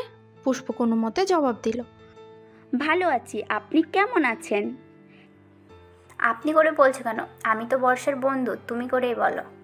পিহুর কপালে বেঁকে এলো। মারিয়া বর্ষা আপুর বন্ধু? তাহলে ধূসর ভাই যে বলেছিলেন ওনার বন্ধু, সে মিথ্যে কেন বলেছেন উনি? এরই মধ্যে মারিয়া ডেকে উঠে, এই পিউ, কি খবর, কেমন আছো? পিউ হুঁশে এলো, ক্ষীণ স্বরে জানালো, ভালো। বর্ষা অবাক হয়ে বলল, জিনিস? হ্যাঁ, আমি তো পিউকে পড়াই, ও আমার ছাত্রী। বর্ষার মাথার উপর দিয়ে গেল সব। পুষ্প বলল, ঠিক আছে, তোমরা গল্প করো, আমি আসছি। সে তাড়াহুড়া পায়ে বের হয়। পিউ মনস্থির করে বসে থাকে। সে এত অবাক হলো মারিয়াকে দেখে। কই, মারিয়া তো অবাক হয়নি, একটুও না, বরং ভাবভঙ্গি কি স্বাভাবিক। ও কি তবে আগে থেকে জানতো তারা এখানে? ধূসর শার্টের হাতা ফুল করতে করতে দরজা ছেড়ে বের হলো মাত্র, অমনি সামনে পড়লো পুষ্প। দুজন দুজনকে দেখে দাঁড়িয়ে যায়। পুষ্প ব্যস্ত কণ্ঠে বলল, ভাইয়া কোথাও যাচ্ছিলেন? হ্যাঁ, কিছু বলবি? মারিয়া এসেছে। ধূসর ছোট করে বলল। পুষ্প ধীরস্থির কণ্ঠে বলল, পিউটা যদি উল্টোপাল্টা ভাবে? ধূসর হাত তার থেকে চোখ তুলে পরপর আবার নামায়। তোর বোনের কাজই তো একটা। পুষ্প চিন্তিত কণ্ঠে বলল, কি হবে এখন? ধূসর নির্লিপ্ত। আমি আছি, চিন্তা নেই। ধূসর এগোতে নিলে পুষ্প উদ্বেগ নিয়ে বলল, আজে বাজে কিছু করে বসলে? ধূসর দাঁড়িয়ে যায়, না তাকিয়ে বলে দেয়, থাপড়ে গাল লাল করে দেবো ওর, ভাবিস না। তারপর চলে গেল সোজা। পুষ্প বুক ফুলিয়ে শ্বাস ফেলল বেদনার। বোনের জন্য চিন্তায় মাথা ফেটে যাচ্ছে তার। একদিকে বাচ্চা পিহু, অন্যদিকে বুড়ো হয়েও বাচ্চামো করা ইকবাল, দুটোকে সামলাতে হিমশিম খাওয়ার অবস্থা তার। ধূসর ভাই এত ভ্রুক্ষেপহীন কি করে থাকেন কে জানে। মারিয়া এসেছে নাকি শুনলাম? জানো কে না কে এসেছে? মারি ওনাকে দেখে এগিয়ে গেল, জড়িয়ে ধরে বলল, কেমন আছো চাচি? খুব ভালো আছি। তুই এসেছিস শুনেই কাজ ফেলে ছুটে এলাম। কতদিন পরে দেখলাম তোকে। আল্লাহ, কি শুকিয়ে গিয়েছিস। উফ, আসার পর থেকে তোমার মেয়েও একই কথা বলছে। এবার তুমি রেহাই দাও অন্তত। ময়মনা হাসলেন, জিজ্ঞেস করলেন, আপা কেমন আছে? ভালো। ঢাকা গিয়ে তো ভুলে গিয়েছিস। কি যে বলো, তোমাদের ভোলা সম্ভব? পেছন থেকে বর্ষা বলল, হয়েছে থাক, এ তো আল্লাদে করছো, কত কিছু বলে আনতে হয়েছে। আমরা তো। আমি কি করব, টিউশন থেকে সহজে ছুটি পাওয়া যায়? এই তো আসার আগেও একটা করে এলাম। শান্তা মুখ কালো করে বলল, মারিয়াপু তো আমাকে চেনেই না। সুপ্তিও তাল মেলায়, হ্যাঁ, এই যে আমরা কতক্ষণ ধরে বসে আছি দেখছো না? মারিয়া মাথায় হাত দিয়ে বলল, সর্বনাশ, কি বলে মেয়েগুলো? তোমরা আমার কত আদরের বলো তো। তবে হ্যাঁ, তোমাদের বোনকে পেয়ে সব ভুলে গেছি। বর্ষা ভেঙচি কাটে, পরপর হেসে ফেলে। পিওর মাথায় চক্কর দিচ্ছে এসব দেখে। তার নানা বাড়ির পুরো গোষ্ঠী মারিয়াকে চেনে, শুধু চেনেই না, এরা তাকে পেয়ে আহ্লাদে গদগদ। সে উঠে বর্ষার কাছে গিয়ে দাঁড়ালো, আস্তে করে জিজ্ঞেস করলো, আপু, মারিয়া আপুকে কিভাবে চেনো তোমরা? একই স্কুলে পড়েছি, কলেজেও 6 থেকে বেস্ট ফ্রেন্ড। ইন্টারমিডিয়েট শেষে রৌনক ভাই ওকে ঢাকায় নিয়ে যায় পাবলিকে ভর্তি করানোর জন্য। তারপর 2 বছর। পিউ এক পা পিছিয়ে গেল, রাগে দুঃখে দাঁতে দাঁত চেপে ধরলো, চোখ ভিজে উঠলো ভীষণ কষ্টে। ধূসর ভাই মিথ্যে বলেছে তার সাথে, মিথ্যে পরিচয় মারিয়াকে এনেছে বাড়িতে। কেন? নিশ্চয়ই এর ভেতরে গল্পটা কুৎসিত জঘন্যই তার। পিউর তরুণী মন নেতিবাচক ভাবনায় তলিয়ে যায়, মস্তিষ্ক ডুবে যায় বিশ্রী চেতনায়। ধূসরের প্রতি এক সমুদ্র প্রেম উতলে পড়ে ক্ষোভে। যদি মারিয়ার সাথে কিছু থাকে আড়ালে আবডালে, তবে আজ সারাটা দিন কেন এমন করলো তার সাথে? কেন তার মন নিয়ে খেললো? কেন ছুলো? পিউর গাল বেয়ে জল গড়ায়, চোখ বুজে নিজেকে শক্ত করে। আজ ওই দূরত্ব লোকের মুখোমুখি হবে সে, জানতে চাইবে এসবের মানে কি চাই সে। পিউ হনহনিয়ে ঘর থেকে বাইরে আসে, কয়েক কদম এগোতেই ধূসর সামনে এসে দাঁড়ালো। পিউর চোখ তখন টইটুম্বর, উতলে পড়ছে জল। ধূসরকে দেখতে কটমট করলো, অথচ সে মানুষটার ভাববেগ হলো না। বুকের সাথে হাত বাজ করে দাঁড়ালো, মিটিমিটি হেসে ডান ভ্রু কুচালো। পিউর তাজ্জব হয়, তাকে কাঁদতে দেখেও ধূসর ভাই হাসছেন। রেগে মেগে কিছু বলতে গেলেও ওর আগেই কোথা থেকে ছুটে এলো রুবাইদা বেগম। কথা গিলে ফেললো পিহু। তিনি ছটফটিয়ে বললেন, এই ধূসর, জানিস মারিয়া এসেছে এখানে। ধূসর আরেকবার পিহুর দিকে তাকালো। মেয়েটা সরু নাক লালিত, ক্ষণে ক্ষণে ফুঁসছে আবার। ধূসর ঠোঁট কামড়ে হাসে, মায়ের দিকে তাকায়, বলতে গেল কিছু, তার মধ্যে আবার হুড়মুড়িয়ে হাজির হলেন মিনা বেগম। তিনি উদ্বিগ হয়ে আওড়ালেন, হ্যাঁ রে ধূসর, তুই এখানে? জানিস মারিয়া এসেছে এ বাড়িতে? ও এলো কি করে? ধূসর মৃদু হেসে বলল, আস্তে, এত হাইপার হওয়ার কিছু হয়নি। মারিয়াদের বাড়িও এখানে। মিনা বেগম ভ্রু গোটালেন। এখানে এখানে কোথায়? আমার বাপের বাড়ি এলাকায়, আর আমি জানি না। কোন বাড়ি তা ঠিক জানি না, তবে সম্ভবত ওর বাবার নাম গফুর হালদার। মিনা বেগম ভ্রু কপালে তুলে বললেন, গফুর হালদার? ওই সরকারি চাকরি করতেন যে? জানি না, আমি ওর ভাইকে চিনি। ওর ভাই রওনাক আমাদের পার্লামেন্টের সদস্য ছিল। রুবাইদা বেগম কৌতূহল নিয়ে বললেন, কিন্তু তুই যে বললি মারিয়া তোর বান্ধবী, ও তো বর্ষার বয়সী। পিউ বিতৃষ্ট হয়ে আরেকবার তাকালো। এসব শুনলেও গা জ্বলছে। ধূসর শান্ত স্বরে বলল, মা, বলতে দাও আমাকে। গত বছর মিছিলে যে গোলাগুলি হয় তাতে আহত হয়েছিল রওনাক, আর হাসপাতালে নেওয়ার আগেই মারা যায়। এদিকে বাবাও নেই। এরপর থেকেই মারিয়াই টুকিটাকি টিউশন করে ওর আর ওর মায়ের খরচটা চালাতো। রওনাকের সূত্রেই ওকে চিনতাম। পার্লামেন্টের সবাই মিলে কয়েকবার গিয়েও ছিলাম ওদের বাড়িতে। রওনাকের দাফন কাজও আমরাই করেছি। ওদের অবস্থা সবাই জানি, তাই ভাবলাম এই দুঃসময় মেয়েটাকে একটু সাহায্য করি। পিউকে পড়িয়ে মাসে 8,000 টাকা পাওয়া, এটাও মেয়েটার জন্য অনেক। সব কিছু ভেবে চিন্তেই ওকে পড়াতে এনেছি। পিউ চমকে তাকালো। রুবাইদা বেগম বললেন, কিন্তু তুই বলে বন্ধু বলতে হলো কেন? সত্যি বললেই তো পারতিস। ধূসর শ্বাস ফেলল, অকপটে বলল, কারণ আমি তো অনেককে চিনি হবে। আচ্ছা, ওকে, ইচ্ছে করেই মিথ্যে বলেছি, কারণ আমি তো অনেককে চিনি। তারা যখন শুনতো মারিয়া আমার পরিচিত একজনের বোন, কোনো কিছুই তাদের মাথায় ঢুকতো না। আর নিজেদের মতো কি কি ভেবে বসতো, গড নোস। মিনা বেগম বললেন, কে ভাবতো এরকম? যে ভাবার সে এখনো ভাবছে। পিউ মাথা নুইয়ে ফেলল, চোরের মতো চেহারা বানালো। প্রবল অপরাধবোধ ফুটে উঠল। কি মারাত্মক ভুলটাই না করতে যাচ্ছিল। ছি, শেষমেশ ধূসর ভাইকে অবিশ্বাস করে বসলি। এই তোর ভালোবাসা পিউ? ছি। আর কোনো প্রশ্ন? রুবাইদা বেগম মিনা বেগম একযোগে দুদিকে মাথা নাড়েন। প্রশ্ন নেই। ধূসর ঠোঁট ফুলিয়ে শ্বাস টানে। পুনরায় অবলোকন করে পিউকে। সে মাথা আর দুলছে না। ধূসর চলে যেতে রুবাইদা বেগম দীর্ঘশ্বাস ফেলে বলেন, আহারে মারিয়া মেয়েটার কি কষ্ট, অথচ কত হাসি মুখে থাকে, দেখেই বোঝাই যায় না। পিউ সহমত। যা শুনলো তাতে নিজের মনটাও খারাপ। কি গালমন্দটাই না করেছে মেয়েটা এতদিন। ইস, সে আসলেই একটা আহাম্মক। পরপর ধূসরের প্রতি ভালো লাগায় বুক জোড়ালো। মানুষটা কত ভালো, একটা মেয়ের বিপদে সাহায্য করেছে। মিনা বেগম রুবাইদার কথায় মাথা নাড়াতে নাড়াতে মেয়ের দিকে তাকালেন। চোখে গালে জল দেখে আতকে বললেন, কি, তুই কাঁদছিস কেন? পিউ তড়িগড়ি করে চোখ মুছে বলল, কই কই কই কই কি, চোখের জল কেন? রুবাইদা বেগম উতলা হয়ে বললেন, ধূসর বলেছে কিছু? পিউ দুদিকে মাথা নেড়ে বলল, না না, ঠান্ডা লেগেছে। ঠান্ডা লাগলে নাক দিয়ে পানি পড়ে, তোর চোখ দিয়ে পড়ছে? মায়ের তীক্ষ্ণ চোখ। পিউ থতমত খেয়ে বলল, আমার সব কিছু একটি ইউনিক। ঠান্ডা লাগলে চোখ দিয়েও পানি পড়ে, একটু পর কান দিয়েও পড়বে। ওসব তুমি বুঝবে না, এগুলো আধুনিক যুগে হয়। তুমি শেখেলে, সরো দেখি, ভেতরে যাই। পিউ মাকে ঠেলে ঠুলে ফের বর্ষার ঘরে ঢুকে যায়। ভদ্রমহিলা তবদা খেয়ে বললেন, ঠান্ডা লাগারও আবার যুগ আছে?